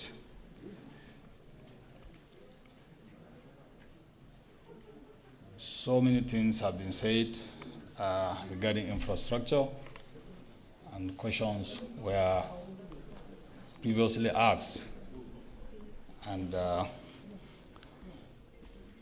so many responses were made from the, from the previous panelists. So it's suffices to say, standing here is just to fulfill all rightfulness. But be as it may, I want to attempt through this small note that I have to speak to the topic. I am delighted to be invited to make a presentation on the topic, bridging Nigeria's infrastructure gap, reforms, results, and road ahead. Let me seize this opportunity to thank the organizers for providing this unique platform. The topic is central to the objectives of this forum because the quality and availability of a country's infrastructure is an important determinant of the well-being of its citizenry, especially in today's technology-driven world. Improving infrastructure is therefore a key goal for Nigeria in its mutual beneficial partnerships with comparatively advanced countries like France. It is indeed apparent that Nigeria's current infrastructure does not meet the social and economic needs of its vibrant, creative, and talented population. There has been little or no attention given to this all-important challenge, and the infrastructure gap kept getting wider and wider prior to the result-oriented interventions of the current Muhammadu Buhari-led administration. Your Excellencies, ladies and gentlemen, looking back at the development plans of the 1970s, we saw a government that was determined to invest in its population by embarking on targeted developmental programs and investing in infrastructure that impacted the well-being of its citizens. For over 3 decades, however, investment in necessary infrastructure did not keep pace with growth in Nigerians' population, expansion of economic activity and trade, and the rising expectations of Nigerians. This challenge was further compounded by the continuous lack of substantial budgetary provision to mitigate the gradual deterioration of existing infrastructure. the capital, technology, and manpower needed to close the gap in reasonable time is beyond the capacity of the federal government of Nigeria acting alone. This clearly presents an investment opportunity. The Muhammadu Buhari-led government has put structures in place to boost investor confidence, evolve the right legal and regulatory frameworks to secure investment, and deliver the right incentives to investors. Nigeria, under this present administration, is reforming its policies, laws, and regulations where necessary by creating an enabling environment to make infrastructure investment attractive to local and international investors and partners. The reforms have created the same effect as can be seen in the aviation sector, where we now have many sector players investing in airlines, including state governments. Telecommunications, which has recorded massive data use penetration, with businesses leveraging on its availability nationwide. Transportation, with functional rail transportation network from Lagos to Ibadan, Abuja to Kano, Itape through Ajakuta to Warri. Energy, banking, the list is endless. Distinguished ladies and gentlemen, the Road Infrastructure Tax Credit Scheme has enjoyed patronage with a unique blend of public-private partnership, PPP. Roads are being constructed across the nation, especially in Lagos, Abajana, and many more all over the country.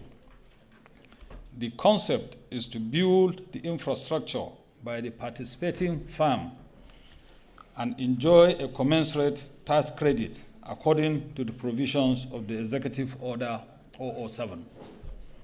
Just recently, government approved over 600 billion naira for the reconstruction of 21 selected federal roads covering 1,804 kilometers through the same scheme.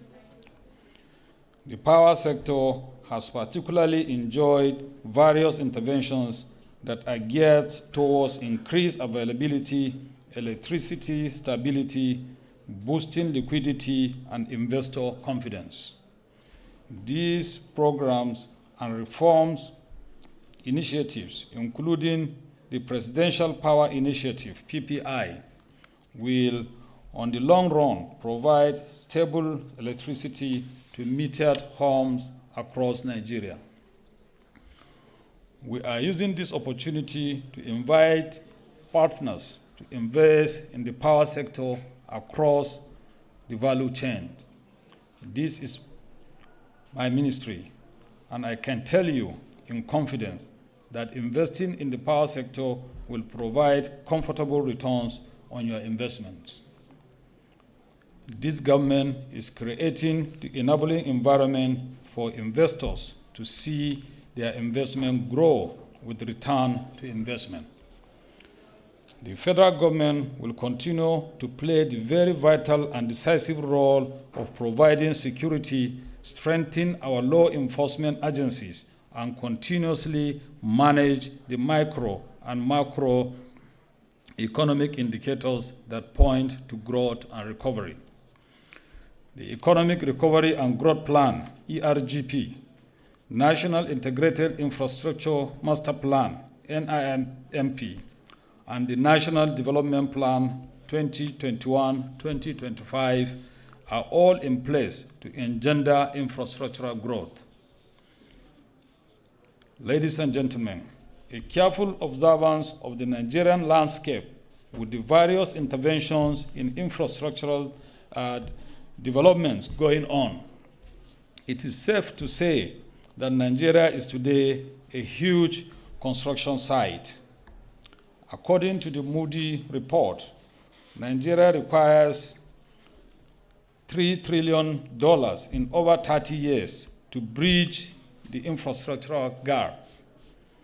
This position is further buttressed by the Nigerian National Integrated Master Plan, which says Nigeria will require $150 billion annually in the next 10 years to bridge the infrastructure gap. It was re-echoed by our president when he made his speech this morning. Of the above amount, the organized private sector is expected to contribute 56%, while government will contribute 44% to make the 100% investment required to bridge the gap.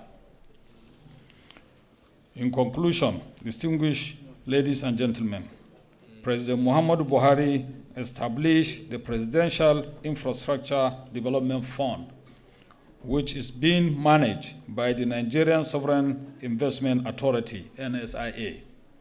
The Lagos-Ibadan Expressway is funded from this structure.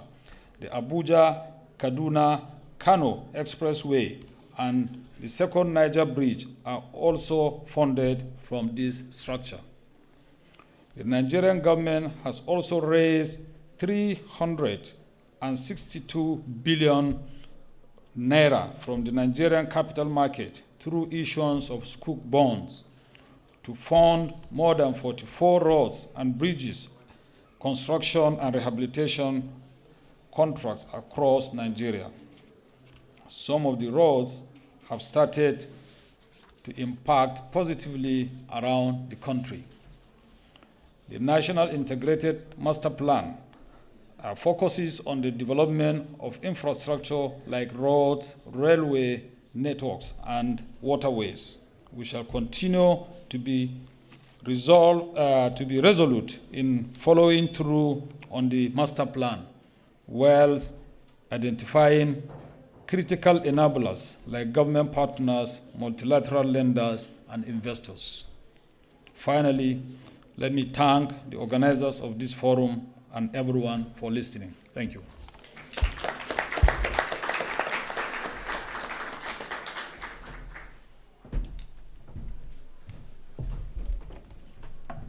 Thank you very much, Honorable Minister of Power. I think you have set the stage by covering a whole lot of areas of infrastructure that the Nigerian government is really embarking upon. So without further ado, I would just urge members, the remaining members of the panel, to just be very brief to complement or to just what we call summarize or cap all what he has said rather than repeating it. With that, I will invite the Honorable Minister of Niger Delta Affairs, Senator Godswill Akpabio. You are welcome, sir. Or if you prefer to speak from there, please.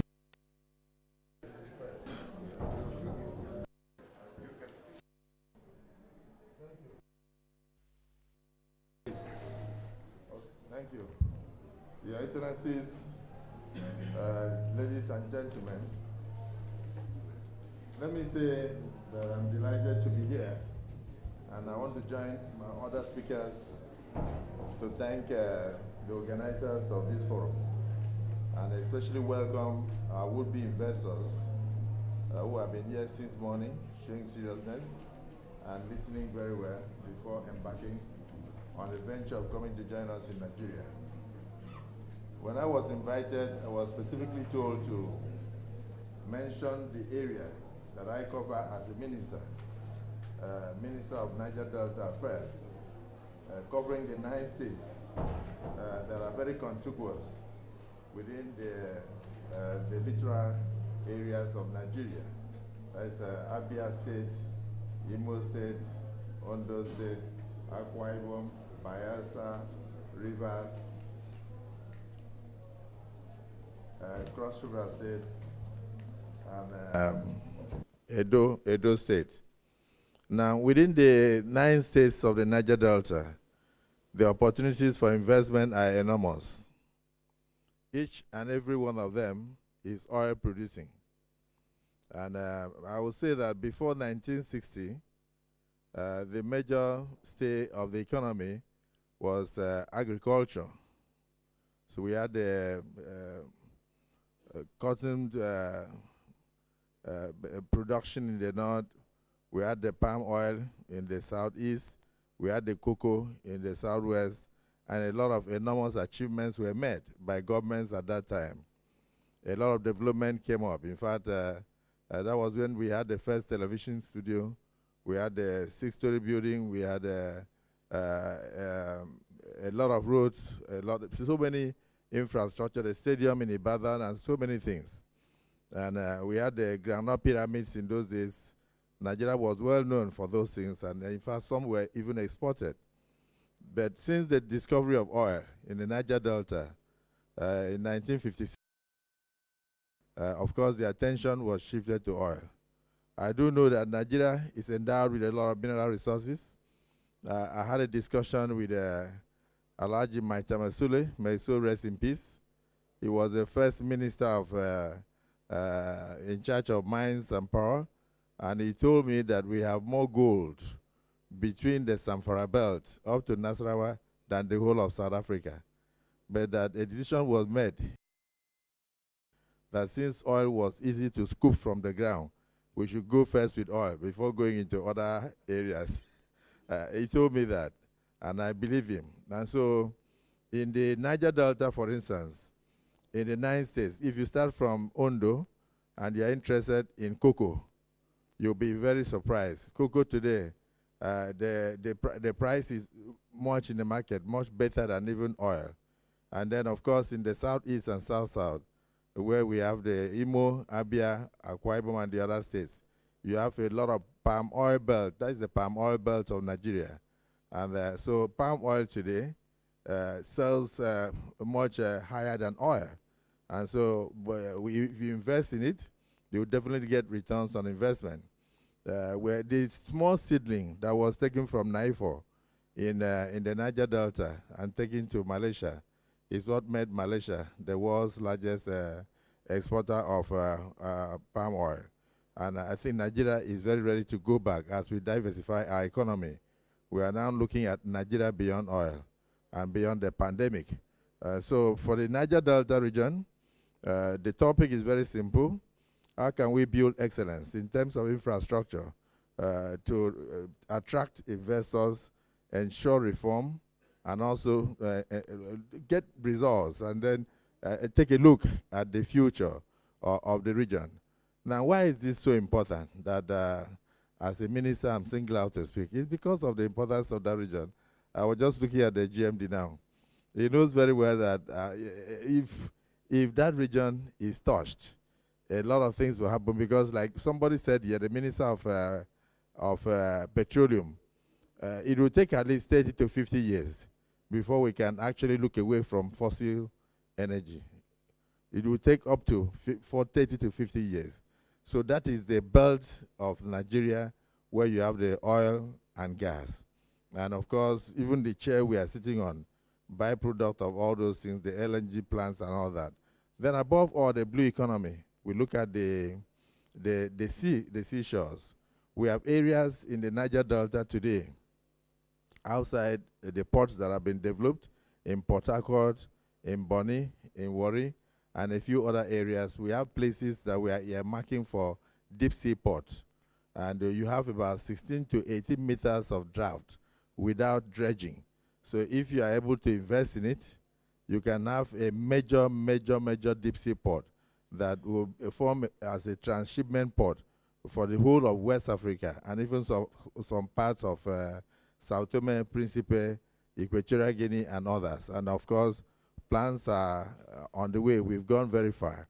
When I served as a governor, I brought in Wally Parsons, and they went in and they did a lot of work, and then we know where those things could be sited, and we know that, yes, indeed, if you invest your money there, you will never lose.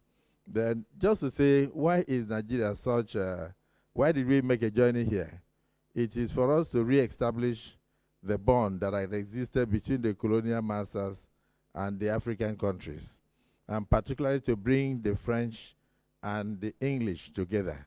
We believe that no company that came from Europe or America that had invested in Nigeria in the last 60 years regretted. Of course, Total can say so because they are still there and they are not in a hurry to go. Shell can also confirm that. No company that has been to Nigeria that has not had return on investment. And so today we are on the road. We are here in Paris to invite you to come in, and you will make quicker return on your investment in all the areas.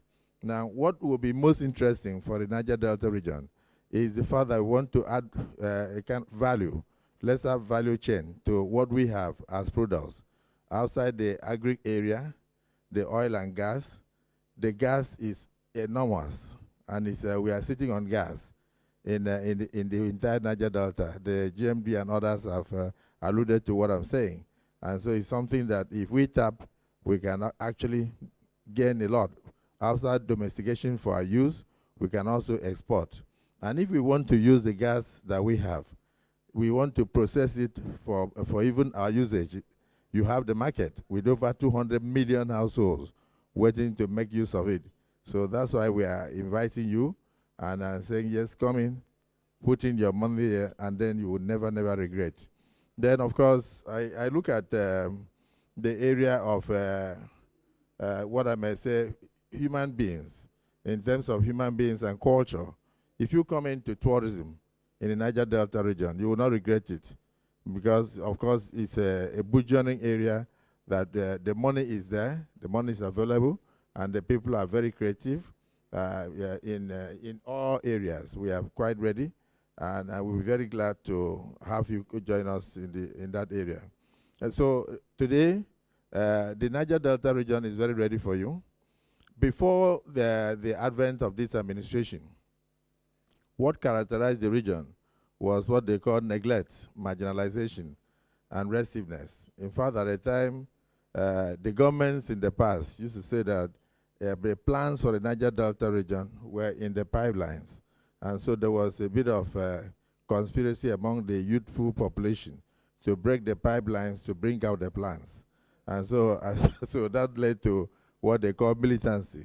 But under the President Yar'Adua's administration, there was amnesty that was declared, and they embraced it. So I want to say that under the current administration, that has been continued.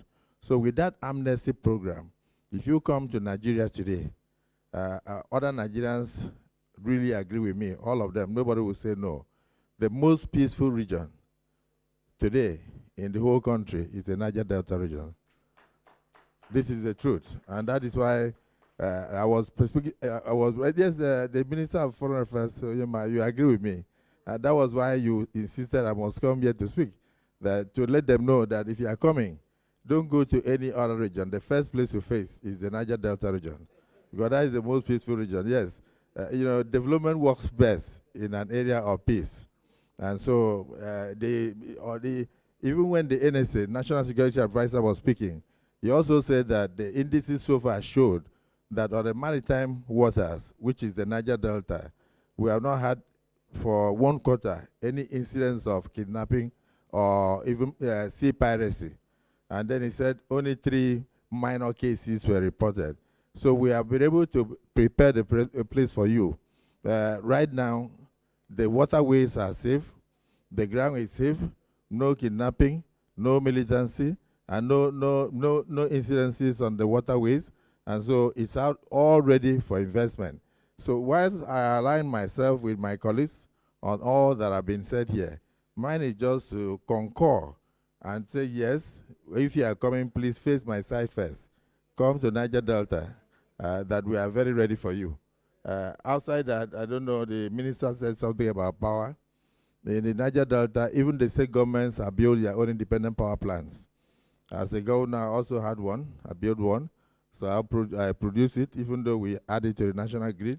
We have fantastic infrastructure from fantastic roads. I work with the best, and many other governors are working with the best. So it's one thing for you to build an industry, it's another thing for you to evacuate your products. So in the Niger Delta, we are not only having fantastic roads already prepared, we also have the waterways for you to export your products very easily. So, and then, of course, the federal government has recently also announced that they are going to revive and then revamp the existing railway system. So it's a place where, as you come in, the power is there, And then, of course, the roads are available and the waterways are there for you to export anything you want. Or even if you want to sell it in country, of course, we also mentioned the population. So I thank you for this opportunity. And just to say that, yes, with the peace we have in the Niger Delta and with the available resources, from the palm produce down to cocoa, down to the value chain in the area of oil and gas, the value chain in the area of agriculture, we are now, of course, peace, which we are selling now. And then we are also planning what we call post-amnesty initiative. The amnesty that was announced is not going to last in perpetuity. And so we are preparing to go into a lot of industries to be able to ensure the employment of those who were once in amnesty and those who are now coming up that are of age and leaving school. And so we need a lot of industries in that area.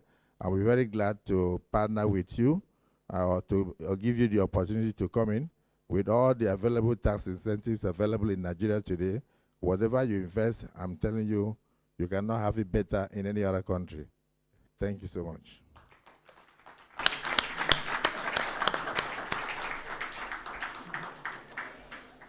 Thank you, Honorable Minister of Niger Delta Affairs. That was very convincing arguments. I will now invite the Honorable Minister of State for Transportation, Senator Bemis Chola Saraki. You are welcome, Madam. Okay. Good evening, everybody. I stand on existing protocol. It would have been nice if I'd known, if we had a list of some of the investors or potential investors who are here. But since we don't have that, the onus is on me to tell you about me. And tell you, because I know that the moderator had given warnings about not repeating and talking for as short as possible. So I thought, let me start first by telling you a bit about myself, and specifically to tell you the three things I hate the most. Number one is flying. Number two, flying. And number three, flying. I flew here this morning, and as some of us who were on that flight the pilot, I think he missed the runway. And so we had to take off again. So you can imagine for somebody who hates flying to now come, and I'm begging the moderator, I say this without looking back at him, that the speech that I was asked to prepare, I intend to finish. And I think I deserve that after having flown here. Thank you. Thank you. So here we go. Okay, I will try and skip certain parts because I've seen that some of it's been already been said.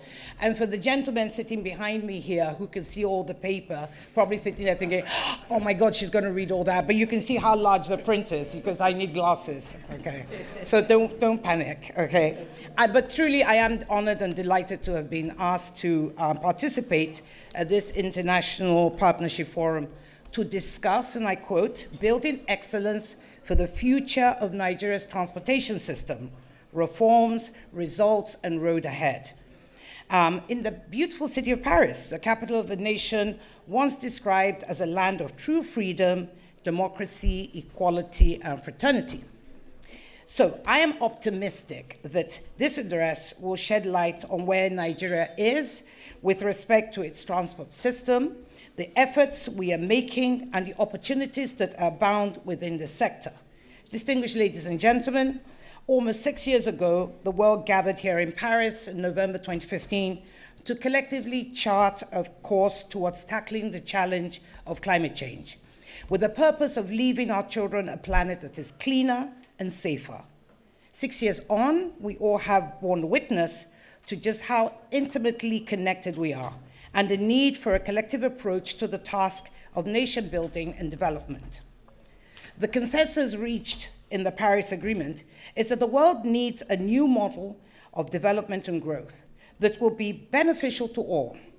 As we collectively reflect on these commitments, the global community must be prepared to have those difficult conversations that are critical to ensuring goals and objectives of that agreement are met.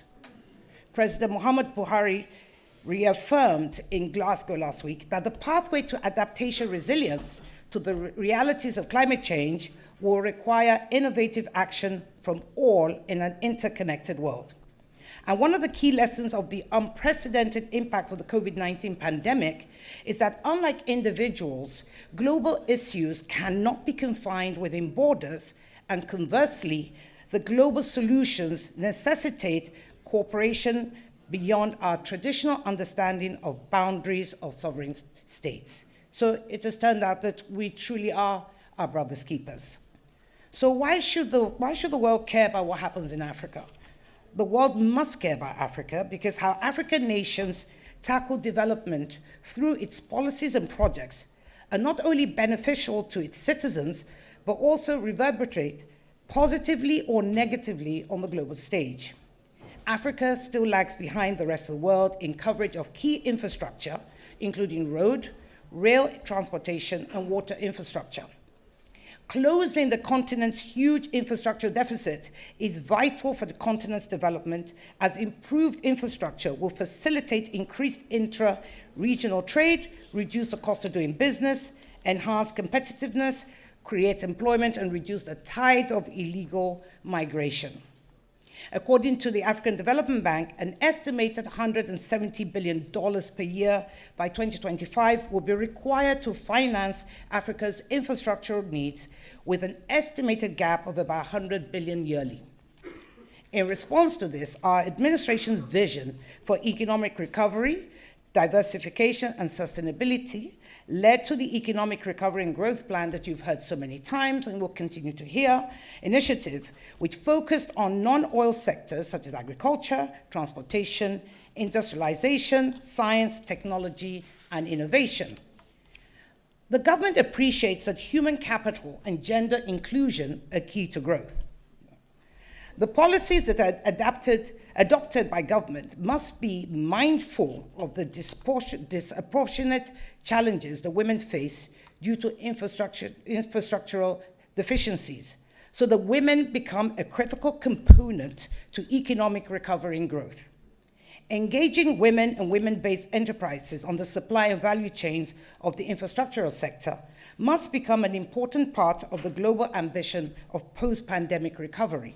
After all, African women traditionally shoulder many family care responsibilities, and the frontline roles they played during the pandemic expose their resilience, vulnerability, and the pivotal role women play in our society.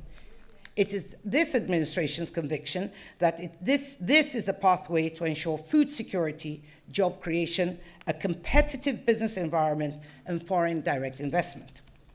The government has also developed medium and long-term national development plans to restore economic growth while leveraging on the ingenuity and resilience of the Nigerian people. Distinguished guests, the federal government has embarked on various initiatives to actualize the potential in the transportation sector over the past years. And I'm going to talk just briefly on rail, road, maritime, and aviation. So I start with the rail. There has been renewed commitment to rail transportation as a key component for socio-economic transformation. Of note is a 25-year strategic plan targeted at the rehabilitation of all the existing narrow gauge rail lines, construction of new standard gauge lines, connections to all seaports, state capitals, mining and agricultural clusters, and technological hubs by rail, as well as their operation and maintenance in the country.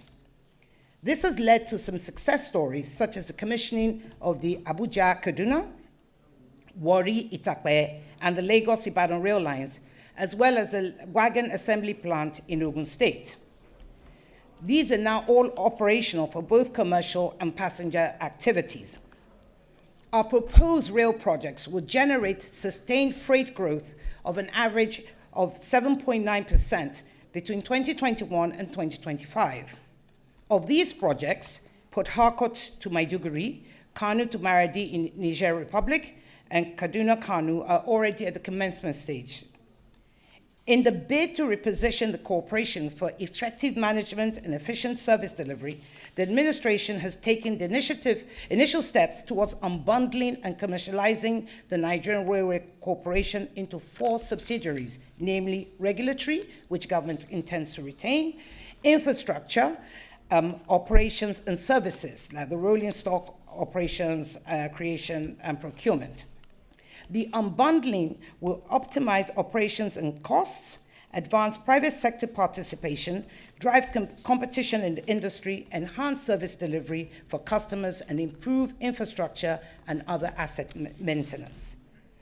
In the maritime sector, Nigeria, in case you might not know, Nigeria actually has the second longest length of waterways in Africa, covering about 853-kilometer extensive coastline, 10,000 kilometers of inland waterways, and an exclusive economic zone of 200 nautical miles, and we're in the process of an additional 150 nautical miles of the continental shelf. We are a dominant player in the West and Central Africa sub-region, and within the Gulf of Guinea, controlling over 70% of the shipping traffic in the sub-region. As a maritime nation, Nigeria plays an important role through its relevant agencies to check the menace of maritime insecurity, as you've heard about, and other safety challenges in the Nigerian maritime domain and within the Gulf of Guinea region. As earlier said, that in response to all the various challenges, the ministry and the federal government introduced an integrated maritime safety, security, waterways, and environmental protection strategy. One of such is the Deep Blue project that invokes provision of satellite and communication equipment, patrolling assets, and capacity building for the enforcement and intervention teams. The IMB, the International Maritime Bureau, has severally commended this initiative, and in one of its reports, it noted that the number of kidnapping and robbery, as you heard earlier, but we're proud of it, so we repeat it all the time, robbery in the Gulf of Guinea in the second quarter of the 2021 is the lowest it's been for years. Another success story is the coming into being of the Suppression of Piracy and Other Maritime Offences Act 2019, which aimed at securing timely prosecution of maritime offences. Since the Act, 12 cases have been successfully prosecuted and 10 convictions were secured. Permit me to state here that this is the very first of such within our sub-Saharan Africa, and other countries have taken this act to study and replicate. Now, some specific achievements of the ports are the introduction of the call-up system, because you know we have a terrible traffic gridlock that government is using technology and the Lagos ports to ease the cargo congestion.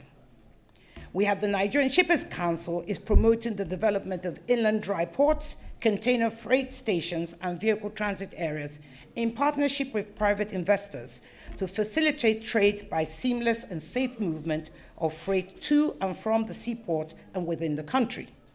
So now we come to the road subsection.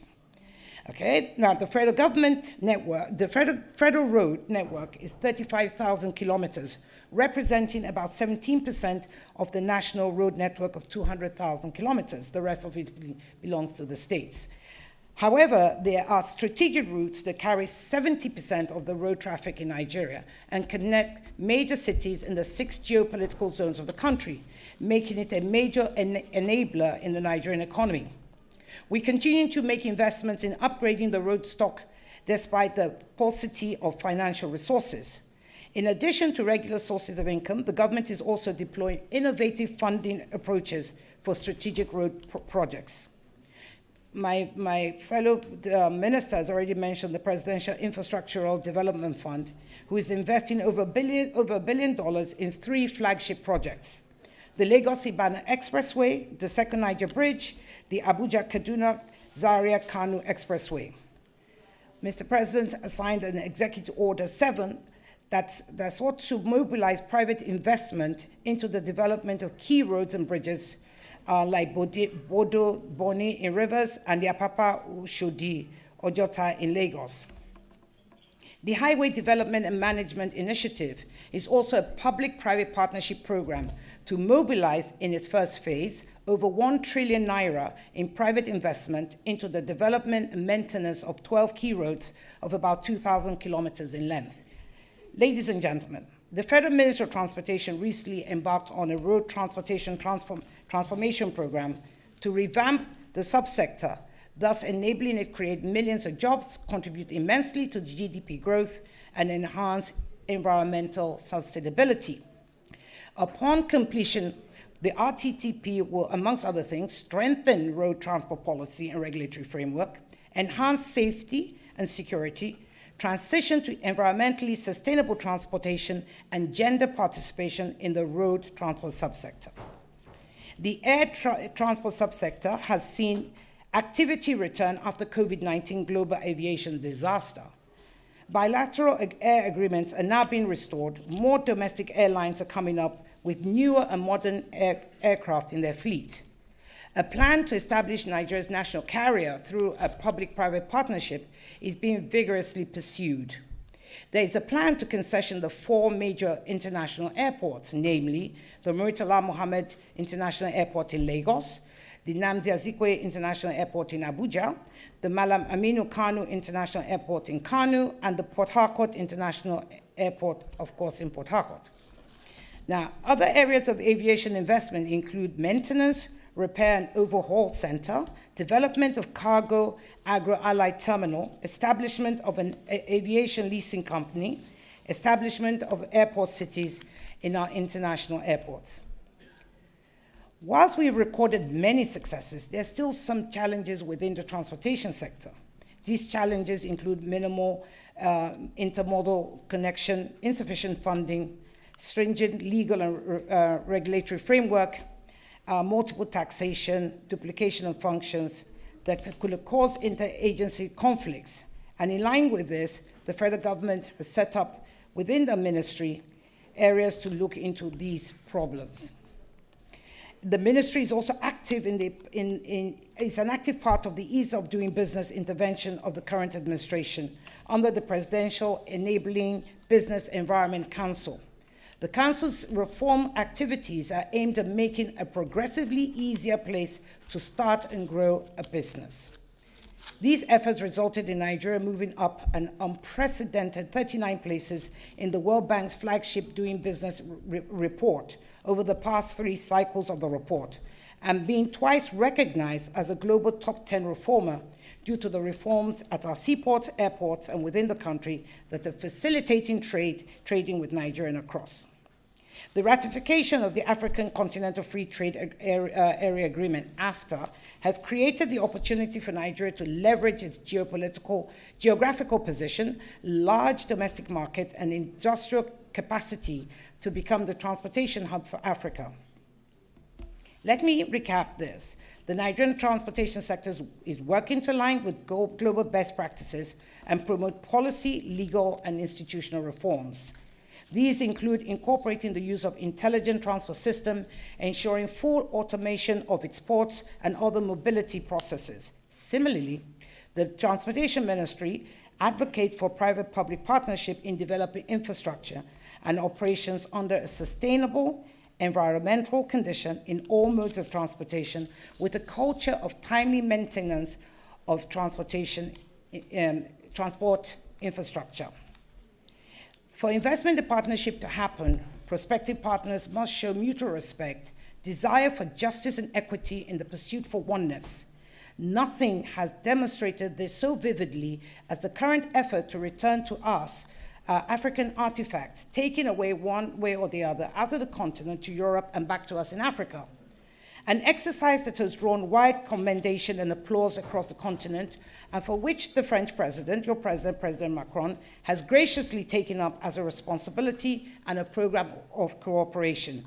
As he eloquently put it, that, and I quote, all young people need to take possession of their country's history in order to better build their future.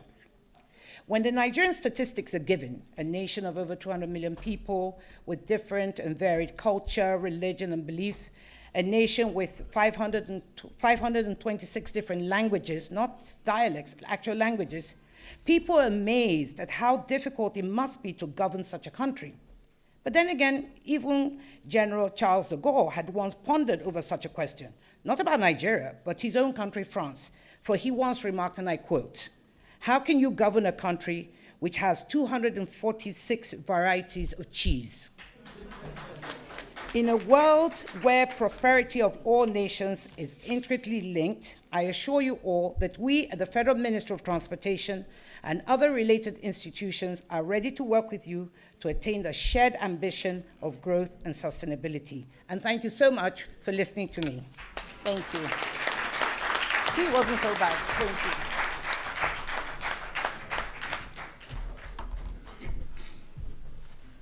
Thank you very much, Honorable Minister. And I think that has concluded the segment from the government ministers. I will now move on to the private sector so that we can hear their views on that. I will invite the chairman of Atlas Oranto, Prince Engineer Arthur Eze. The floor is yours, sir. Would you mind sitting there or you want to come to the podium? I can sit down. Okay, you're welcome, sir. Thank you.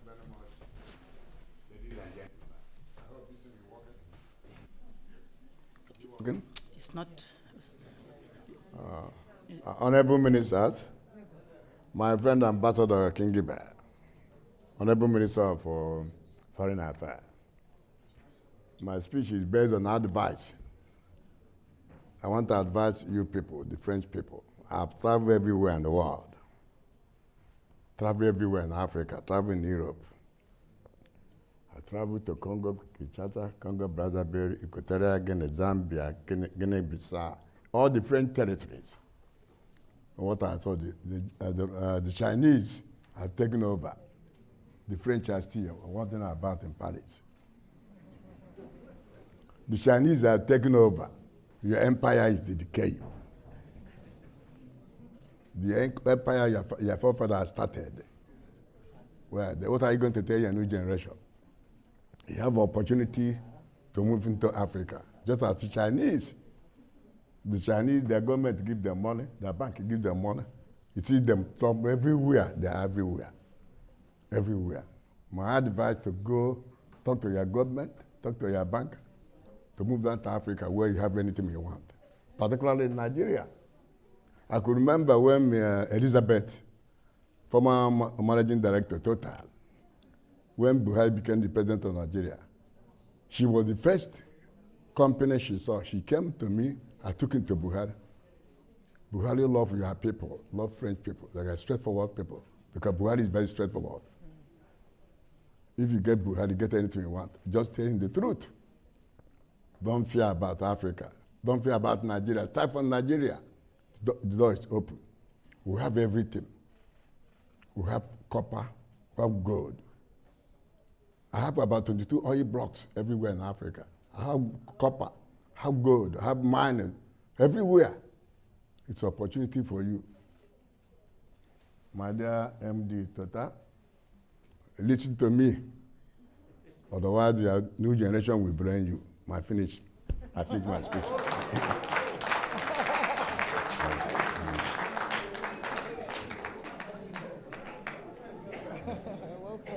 Yeah, it's the truth.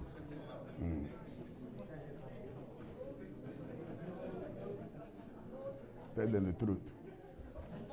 Oh, thank you.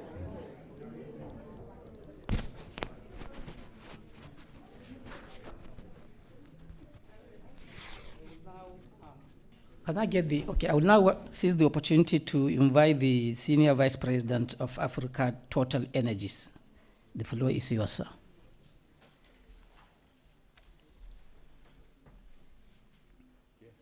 Thank you very much. I guess the microphone will start working in a second. Your Excellencies, Honourable Ministers, distinguished ladies and gentlemen. So my name is Mike Sangster. I'm the Managing Director for Total Energies in Nigeria. My colleague, my boss, had to head back for some other business, so I will say a few words on his behalf. I'd like to thank the federal government for this opportunity to speak to you this evening.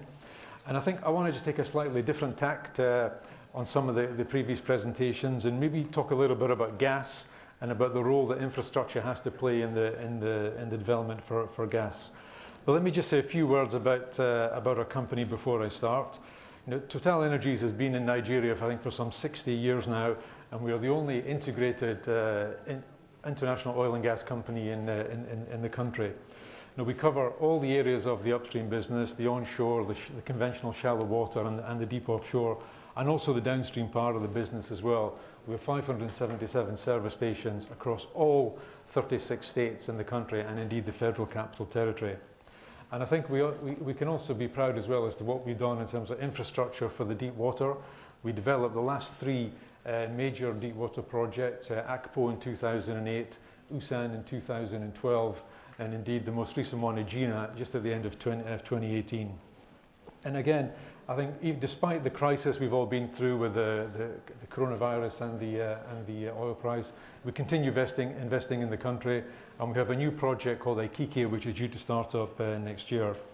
And again, coming back to the theme of gas, we're also very proud to be part of Nigeria LNG, which I think is a flagship company for Nigeria, and we're very happy that we awarded the full EPC contract for the Train 7 development earlier this year. So I think that demonstrates our commitment to Nigeria, and I'm very pleased to hear your comments, Prince, as well. So obviously we need to have a discussion afterwards on some other potential areas of cooperation. So I think coming back to gas, I think I would just like to emphasize the role that gas has to play in the energy transition, and it's been mentioned a few times already today. Remember, gas emits half as much carbon as coal when used for power generation. So I mean that's a big contribution towards avoiding climate change and reducing emissions. And I think it's also a very good complement to renewables. We know that wind and solar have some intermittency. Gas-fired power plants are very easy, very quick to start up and to shut down again. So it's a very good complementarity with renewables as we move towards that area. Now, Nigeria has been blessed with huge gas resources. I think more than 200 trillion cubic feet of gas, massive resources. And I think it's very well positioned to benefit from that in the energy transition.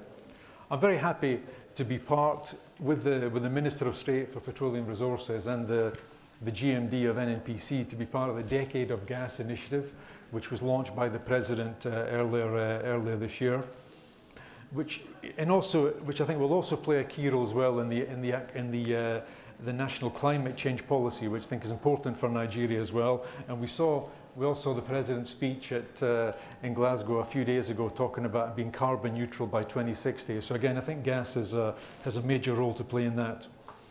But for gas to really be developed, it requires a lot of infrastructure. It's not like oil where it can be put in a tanker and shipped anywhere in the world. Gas generally is piped from one place to the other. And we've heard from some of the honourable ministers earlier today about the investment needed in the power market, and clearly that's an enabler for gas demand. But it's not just about the gas infrastructure. We also need the electricity infrastructure. We also need the gas infrastructure. We need the trunk lines. And the AKK line was mentioned earlier today as well, which is critical. We need the gas processing plants. And also we need the distribution networks to be able to get the gas to the customer.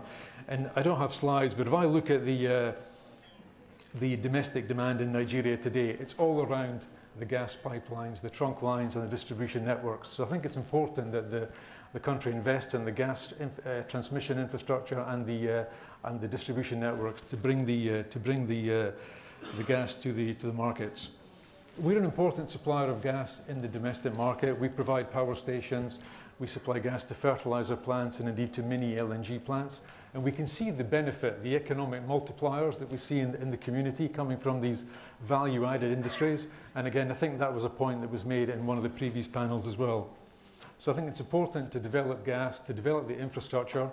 I think several $1 billion are needed in it to be able to do that, but I think it really is a good chance for the country to develop that strong economy going forward.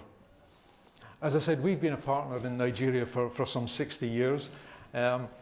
A strong partner with the Nigerian National Petroleum Company, PLC, and I think very, very happy to see NNPC now become a public limited company. The country remains a strategic area for TotalEnergies. We welcome the enactment of the PIA. which was signed by the President a few months ago. I think it provides more clarity for the investors in the upstream business and also more attractive fiscal terms. So we look forward to continuing our collaboration with Nigeria, with NNPC PLC, with our other partners in the country. And we really feel that with the right infrastructure, the gas market in Nigeria can be developed, and it can really play a major role in the long-term economic growth of the country and in Nigeria's role as part of the energy transition. Thank you.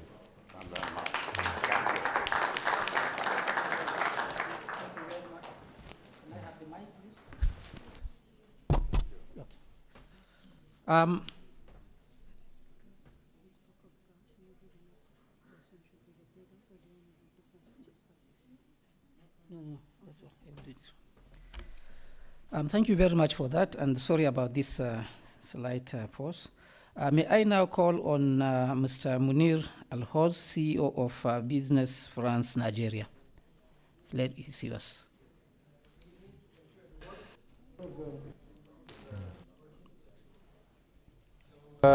First, I would like to thank the organizer for inviting us on such a high-level event. I also want to apologize on behalf of our CEO, Christophe Lecourtier, CEO of Business France, who was not available today.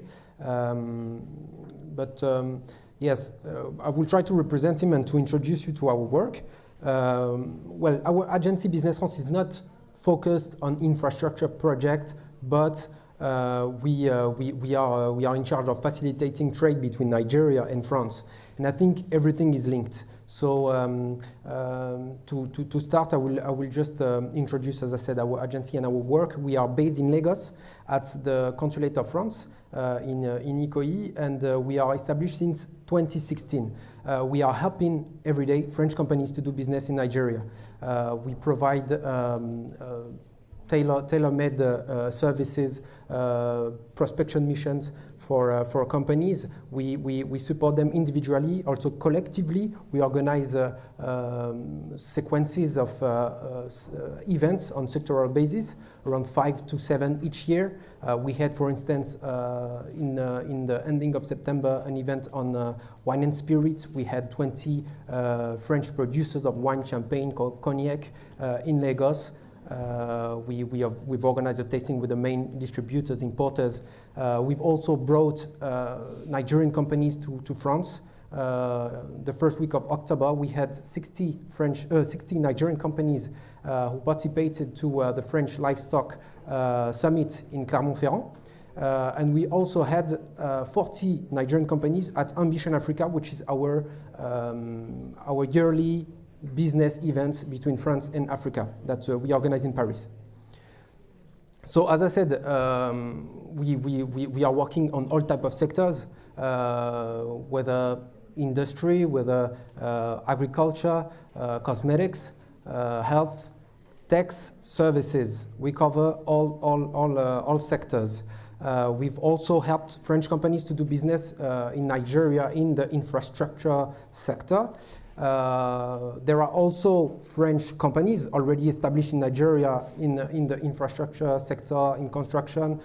We have, in logistics also, we have, for instance, CMA CGM,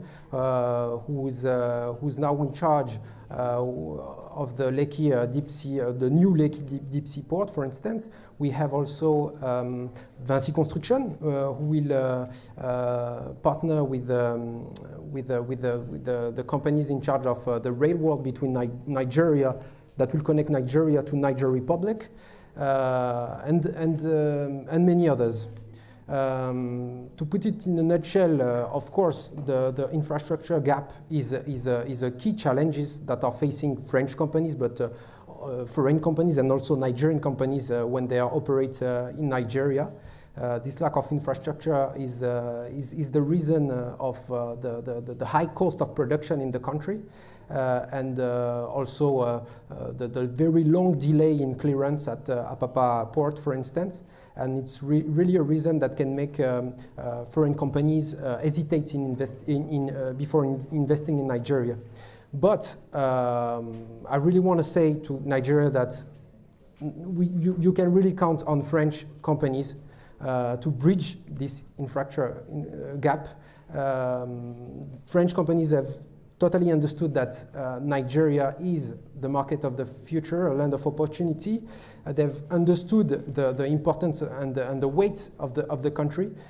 Even during 2020, during the pandemic, the demand on being supported by our services remained very strong. So we are really ready for business. And thank you very much for giving me this opportunity to say it.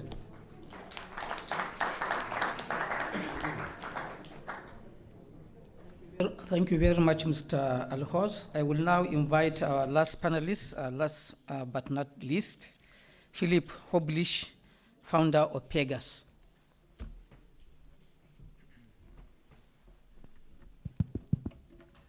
Good afternoon, ladies and gentlemen. I think the first question you can ask yourself is why this guy is sitting between the oil and gas giant Total and a tree. It is precisely because this is where we are. So I would like to tell you a very good initiative we took with Total Energies ENP in northern Mozambique, in Cabo Delgado, where we try to solve the equation. The following one is, how could you bring peace through climate change infrastructures? We got two problems. We got the first one is there's a deforestation for cooking in many countries and daily cooking. First question. The second one is instability, terrorism. First question is easy. It's, okay, why people are cooking with wood and charcoal? It's because today, if you want to buy a cylinder full, it's about $24, $25, 10,000 naira. It's not everybody who can afford it when the gas is finished. So they rely on fuel wood. So what we have created is a micro refilling station, cashless, where you can come and buy for 50 cents, $1, 200 naira, 400 naira, and you can refill your gas. In the same time, the second problem is terrorism, instability, criminality. We are operating in high crime area in South Africa, inside townships, where we deploy these stations through franchise. Each and every station is generating between $2,000 to $4,000 for the franchisee. And they are reconverting former gang members into franchisee, because not everybody wants to fight for all his life. Sometimes it's just job opportunity. So coming to the initiative of how do you build these climate change infrastructures, we are deploying in northern Mozambique, Pegas station, where we can bring people to clean cooking energy, cooking gas, the same that they use in this fantastic hotel to cook at lunchtime. We can bring gas, in the same time we can create jobs for former fighters who want to resign from the conflict and be back to the society. So we can, as a private initiative, do this gap, bridge this gap of having infrastructures with for climate change, clean cooking, and in the same time creating jobs that can bring back populations in post-conflict area, and also creating jobs for people who want to be reinserted in the civil society. And we have been invited to share this initiative with Total Energy for Nigeria also, because that could be also a good opportunity for area where we can create jobs through affordable clean cooking. So that's why I came today to speak to you.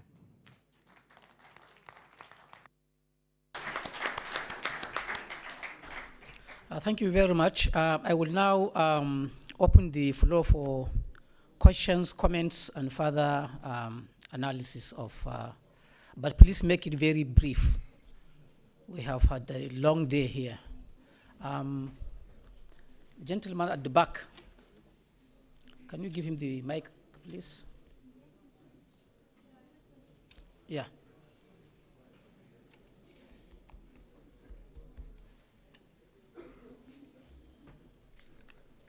Are you using this mic? Maybe we can. Oh, there's one there.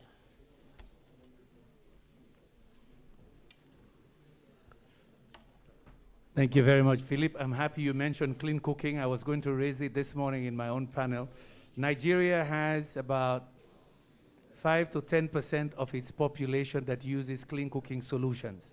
So for Total and Chief Eze, 90% of your population still uses charcoal and firewood, based on the latest World Bank report. I lead clean cooking for the UN. Isn't this a big market opportunity for LPG and so on? Is there any plan for investments in that? It's big money. Any other questions? Let's get all the questions before Hello. we could. Hello, I just want to commend you because I know what you've been doing concerning the wine business in Nigeria. I really appreciate the fact that you've been taking people to Nigeria and doing vice versa. But what I would like to also insist on is you really take time to verify the people going to Nigeria. The prices, their plans, because we want business partners, not people who just want to come and sell their wine. Leave it for Nigerians. Oh, you can give them. They don't know what wine is. We don't want that. I stand as a bridge between France and Nigeria to encourage business, but not exploitation. Okay? Thank you. Okay, point made. Yes, the lady in green.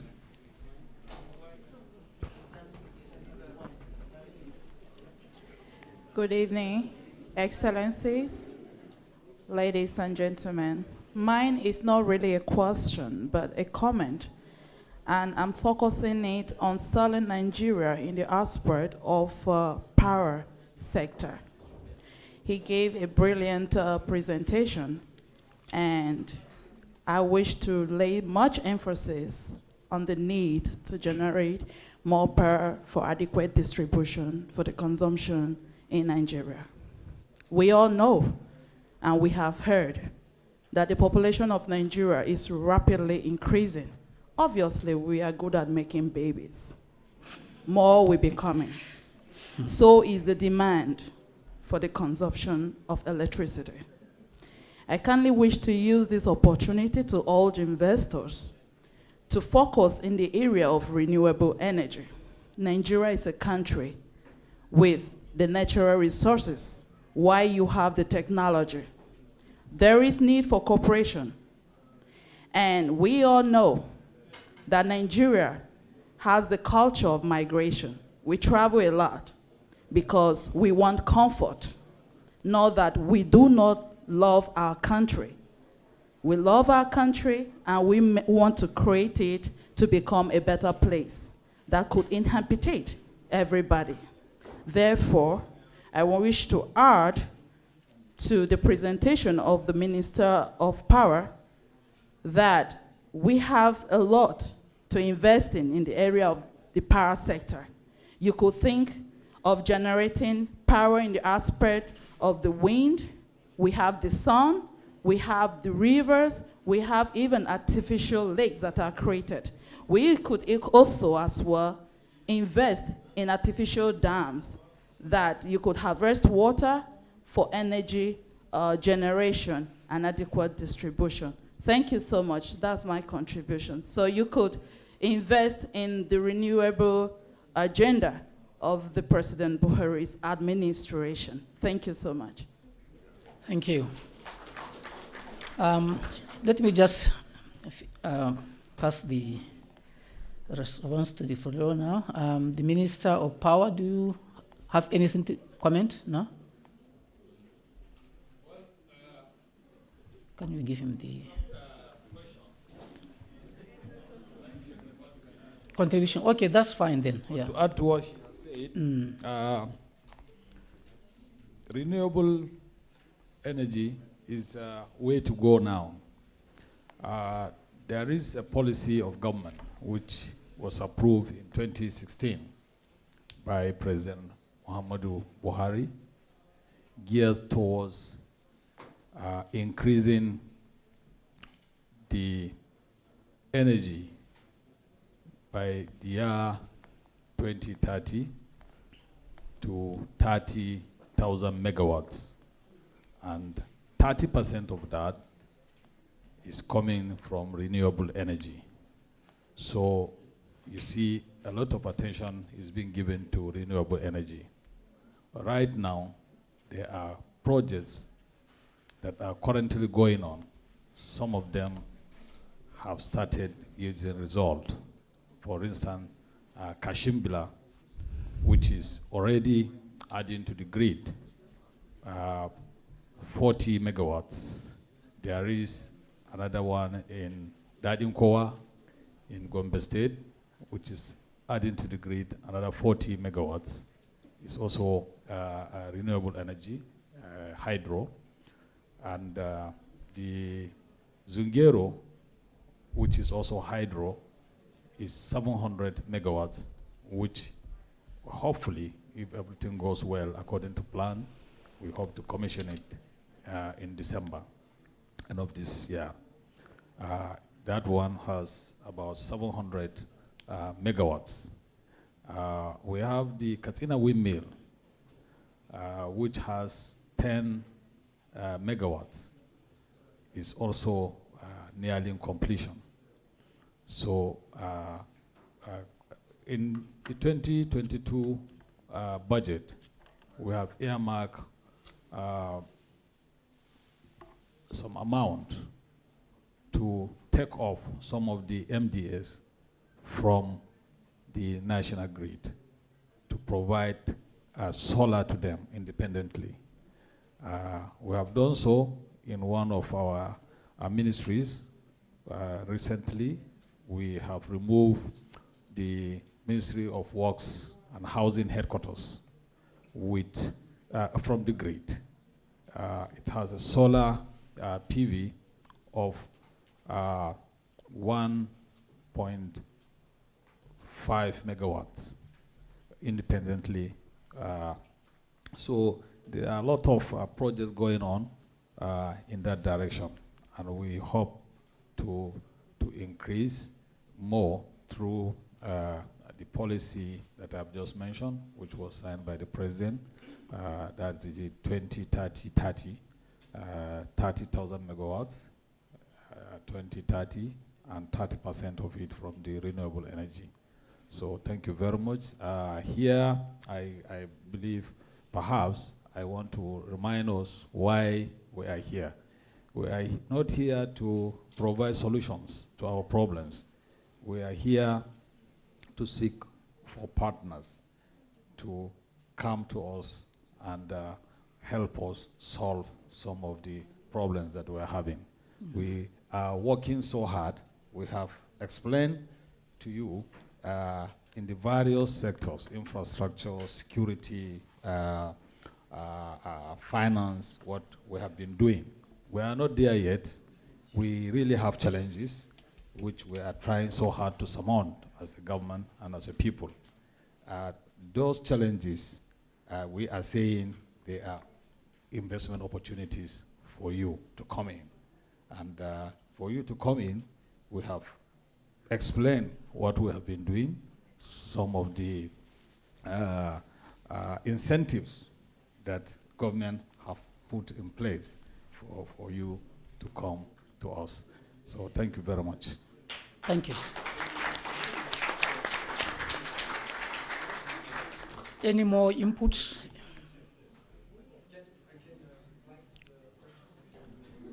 I can Yes, reply okay, to yeah, the go question ahead, that yes, was okay, asked. sorry, yes. Yeah, please, very quickly. So first, thank you very much for your intervention, because that's exactly what we repeat every day to French companies that want to do business in Nigeria. Nigeria is indeed a country where lies most of the opportunities in Africa nowadays and has a very strong potential, but it's also a country where they will have to invest themselves maybe twice as much in terms of time, in terms of finance. Nigeria is really a country that cannot be dealt like any other. You even need to have a particular cultural dedicated approach when coming to Nigeria. What works otherwhere in French-speaking Africa doesn't necessarily work in Nigeria, and this is what we constantly repeat to French companies. Welcome.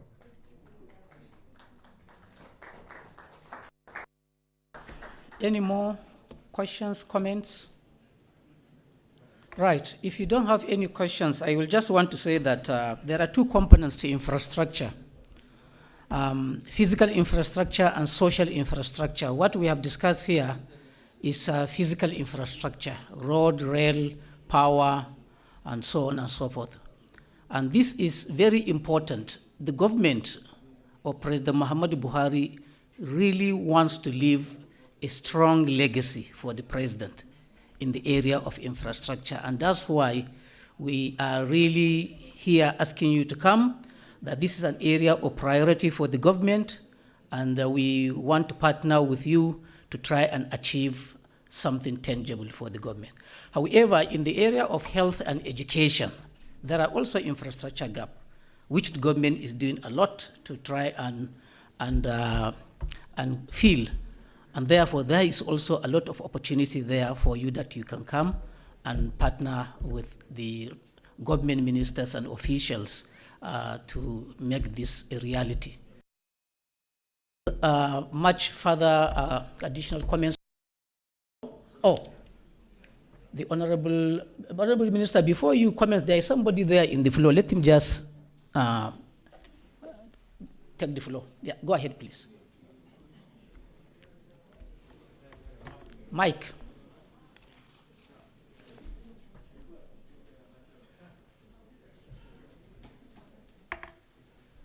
Good morning, everyone. So first of all, thank you very much for organizing this event, which is really amazing for us. My name is Toussé Bassantou-Merci. I'm the chairman of TNT Corporation, a business consulting company. I just would like to put my idea on the infrastructure. When it comes to bring foreign company into Nigeria to call for a tender or to make a direct proposal on PPP, most of the time the struggle we face is that it's not so easy for us to identify the appropriate partners, the local partners that we can bring on board of this PPP. For example, the legal parties, the technical, people that can do that can contribute to the feasibility studies, the financial.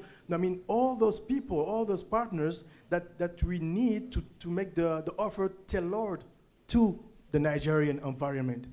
So my question is, are you expecting, or have you in roadmap kind of a one-stop shop, to make advisor company to build, easily solution that can answer to the needs of the country? Thank you. Thank you. The next person, yes. My name is Kaler Trezeguet. I'm the CEO of the TNT Corporation. TNT Corporation, actually, we're introducing business into Africa. We are over 18 years. We're working with some partners also in Nigeria. Soon we're opening our new office building in Nigeria, in Lagos. But I just want to complete what my partner say here, because as Africans, how we work, we don't want just to bring investors in a country. We're looking forward to contribute to our local people also. Because we see, the example, the experience that we have, once we bring investors into a country, some of them, they go and they don't reskill our people, they just left. And some of the job is not done properly.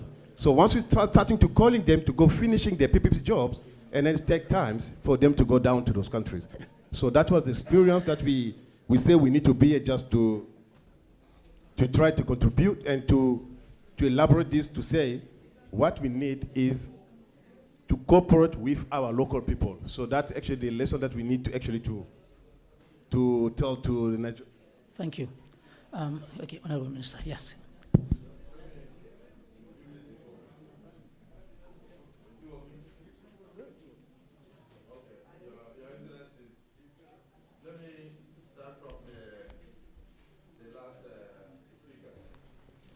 To say that yes, even me, I had prepared a speech that I could have given, but because of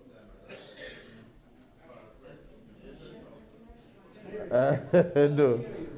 The essence of our being here is to let you know what we have on ground for you. Yes, if you are bringing investors to Nigeria, the investors want return on their investment, and at the same time, you want to also contribute to the upliftment of the lifestyle of the rural people. And you also want them to do something that will be enduring. In other words, that can lead to sustainable development, instead of doing something today and tomorrow it will go away.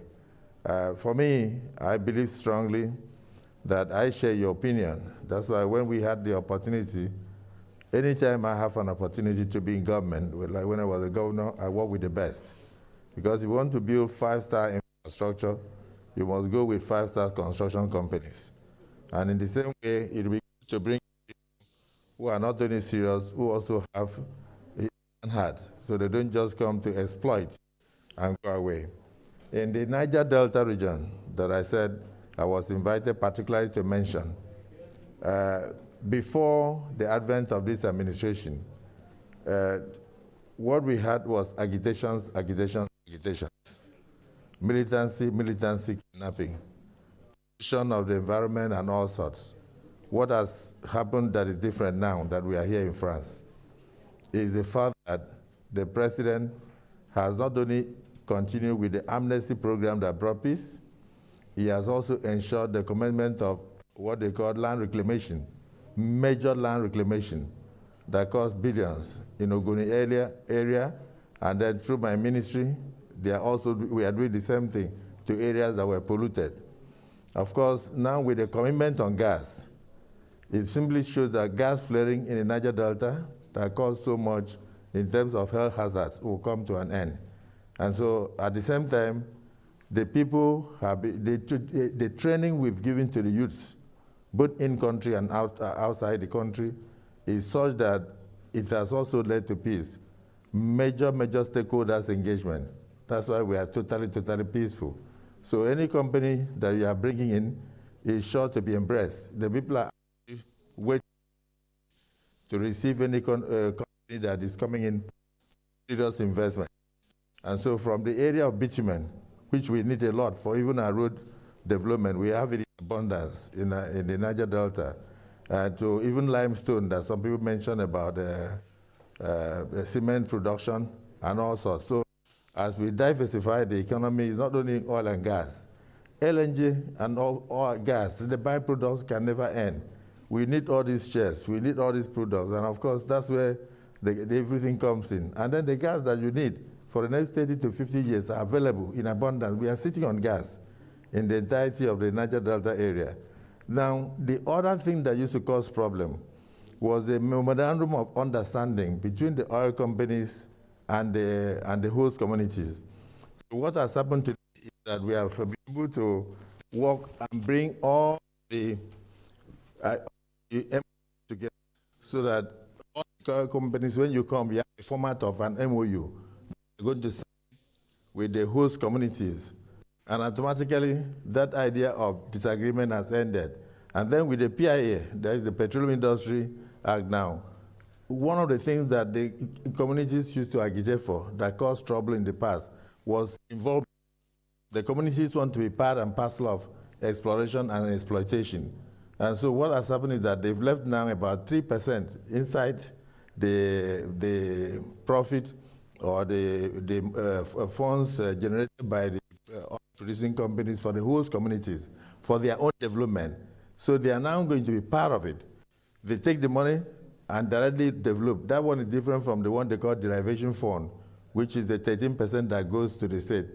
And then the government has also set up the Local Content Act, and then set up a pool of funds that right now they have over $1.1 billion. The intention there is to encourage local people to also take part in production, in oil and gas, either in terms of exploitation or in terms of exploration. So the general what has been done together with the development of infrastructure is such that has prepared the area for even more investment. In the NDDC, the Niger Delta Development Commission, what we had in 19 years was nothing but corruption. Corruption. From 1958, every attempt to bring development to that area ended up in corruption. What the president has done now is that he has set up the forensic audit, which has just been concluded, and is such that is going to assist in remodeling and then repositioning the NDDC to be able to focus on the people. So you are welcome. Thank you. Thank you. Sorry? No, we have already finished. Our time is already out. So I will now want to gratefully thank my panelists, Munir, This is and actually- host, the Honorable Minister of Niger Delta, the Honorable Minister of Power, the Honorable Minister of State Transportation, Prince Arthur Eze, Mike Sangster. I only now realized your face when you took your face mask, because we did have an interview with the Presidential Economic Advisory Council on the PIB. Thank you, sir. And then Philip. Thank you very much, and a big round of applause to the panelists. Thank you.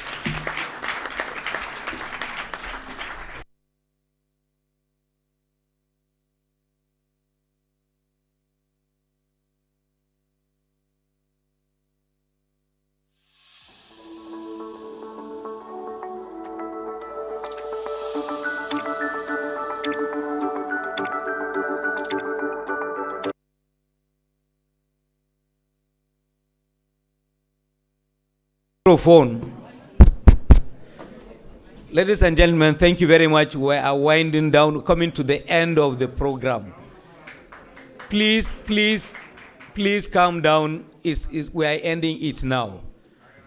The Foreign Affairs, His Excellency Geoffrey Onyema, will bring this session, will bring the entire event to close with a vote of thanks.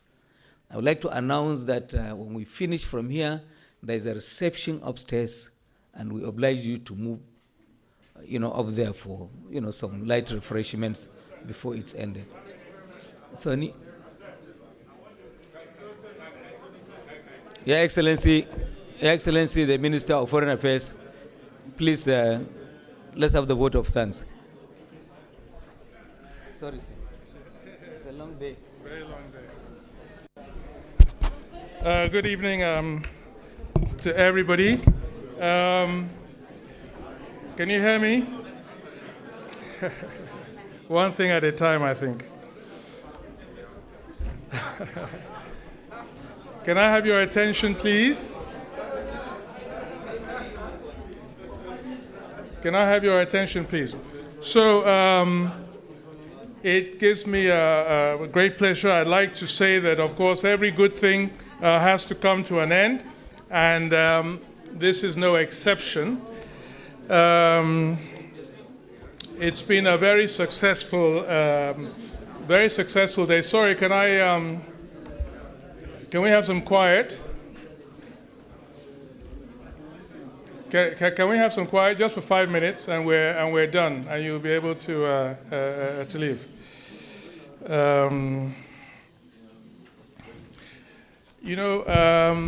Some years back, I met. There was this a diplomatic family that was leaving about 6 years ago, and I was asking them of their experience in Nigeria, and she said it was just the most wonderful experience that they had. That they were very sad. Her family was very sad to be leaving, and I said, I'm sure that when you were coming, that they must have told you, be careful, this country or that, all kinds of negative things. And she said, indeed, and that she was just so surprised how different the experience was compared to what she was led to believe. And she urged me and said, but you Nigerians have to do more to tell the story about your country, to let people outside know that it's not what very often the media portrays it to be. And and then again, some years back, there was this French guy, as it turned out, living in Lagos, working with a company, and he was recalled. He finished his tour of duty, but he resigned, rather than going back, and preferred to stay in Nigeria. And this reminds one of a joke of a young man who got into the business of journalism. And on his first day at work, the media company he was working for, sent him out, and he was very frustrated at the end of the day that he just didn't have a story for the next day's paper. And he went to his boss and he said, I don't have a story. I'm really sorry. And he thought he was going to be fired. And the boss said to him, okay, listen, I'll tell you, I'll show you what to do. And he picked up the phone and he called and he said, is that Father Brown? And I said, yes. I put it on speaker and said, Father Brown, we hear that you're having an affair with Mrs. Green in the village. And he said, of course not. What do you mean? No, that is not true. And he put the phone down and he said to the young man, okay, so the headlines for tomorrow, Father Brown denies having an affair with Mrs. Green, So this is how, these things work. So the challenge for us, is to get the story, the true story of our country out there, because we have a wonderful story to tell. And this is the first attempt. This forum, Nigerian International Partnership Forum, we are going to have more. We probably didn't get everything right. Maybe we could have had breakout sessions and maybe more focused, different sectoral areas, and then all meet at the end in a sort of a plenary. That might have been one way of doing it. But but it's a learning process. This is something we hope to continue to do, to get the story out, to get people to know what Nigeria is about, and the opportunities that we have to offer in our country. And I think maybe even the next one we could have in Nigeria, and and invite youth, French business people to also come to Abuja, and and take it from there. The lunch today.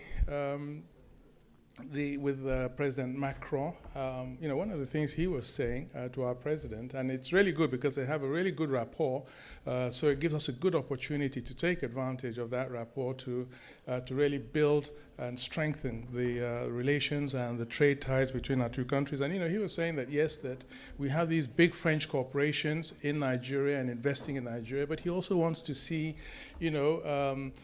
the not so big businesses also being given the opportunity to invest in Nigeria, the small and medium-sized enterprises and so forth. And so I think that's also a challenge for us in increasing trade between our countries to do that. And and of course, he himself is. He's very fond of Nigeria. He was an intern in Nigeria when he was actually young. And when he came on a state visit to Nigeria, I had the privilege of accompanying him to State House. And then he was telling me about his time in Nigeria. And I said to him, and I'm sure that, when you were an intern in Nigeria, you didn't know that your next visit after you left was to come back as president of France. And certainly, he didn't. But he left Abuja and he went to Lagos, and he went to the shrine, Fela Kuti's shrine, because he really wanted to engage with the young people in Nigeria. And so the bond is there, and I think that we have an amazing opportunity to take advantage of that, to really build greater cooperation between our two countries. Of course, to put together something like this, it requires a lot of cooperation, a lot of hard work has gone into this, and to bring people from, huge distances requires also a lot. And there are a large number of people who have been responsible for making this possible. Ahmed Rufai we have to really say a big thanks to him and congratulate him.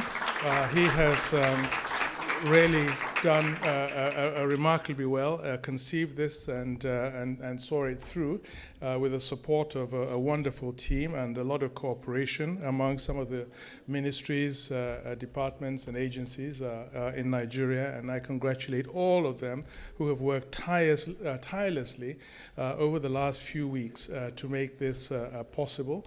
And as I said, it hasn't been easy, and they've done it extremely well.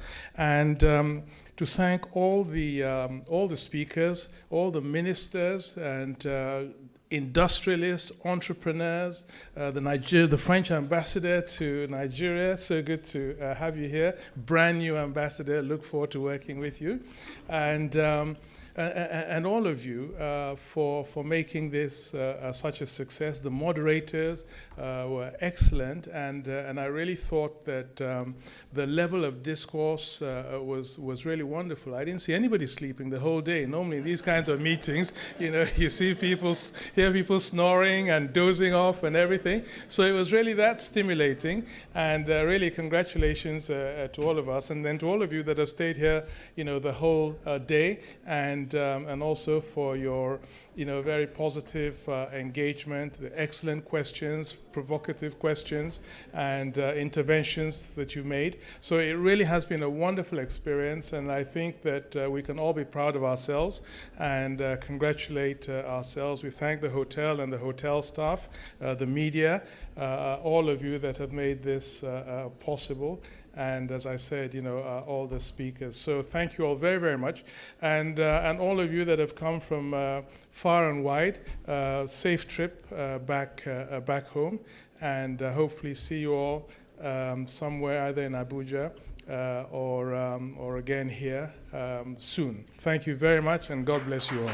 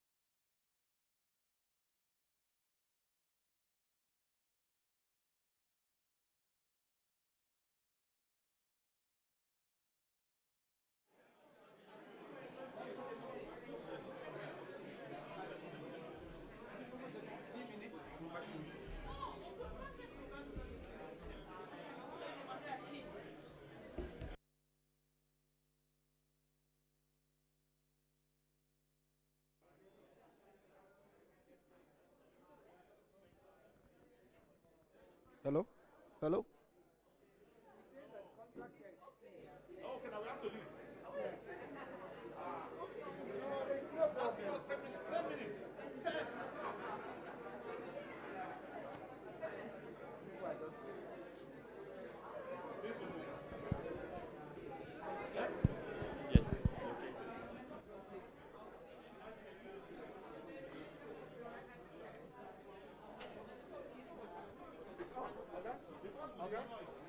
This is on. Okay, this is on. No, they said that it's on. Let him do it. Egba, I'm out of the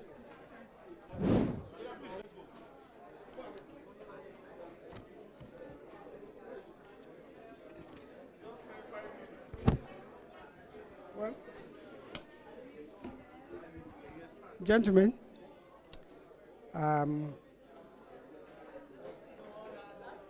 may I please welcome you to this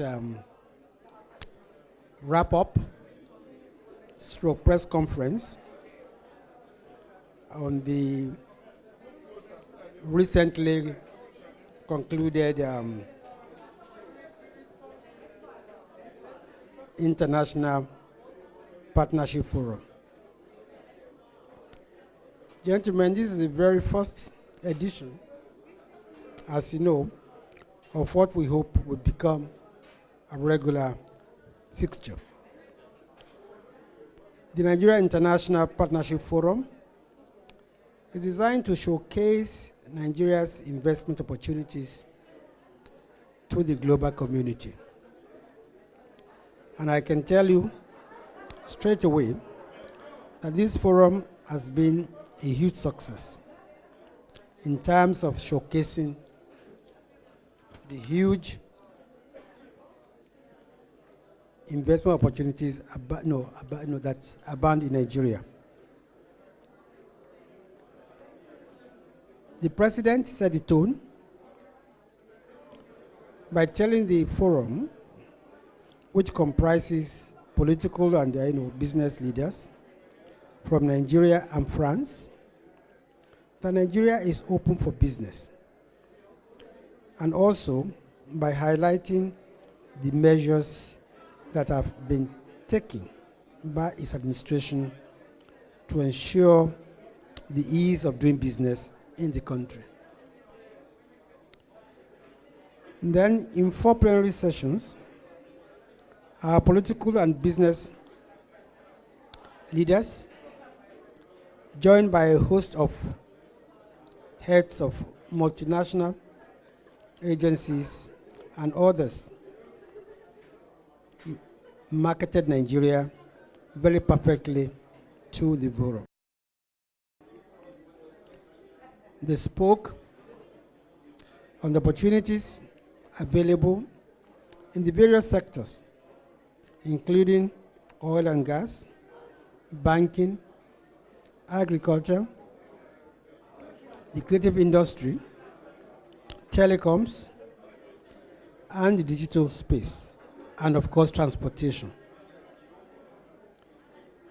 The Group Managing Director of the NNPC Limited, you will recall, used the opportunity of this forum to explain the opportunities that have been created by the passage of the Petroleum Industry Act. This is very important, considering the misinformation that is pervasive about the Act.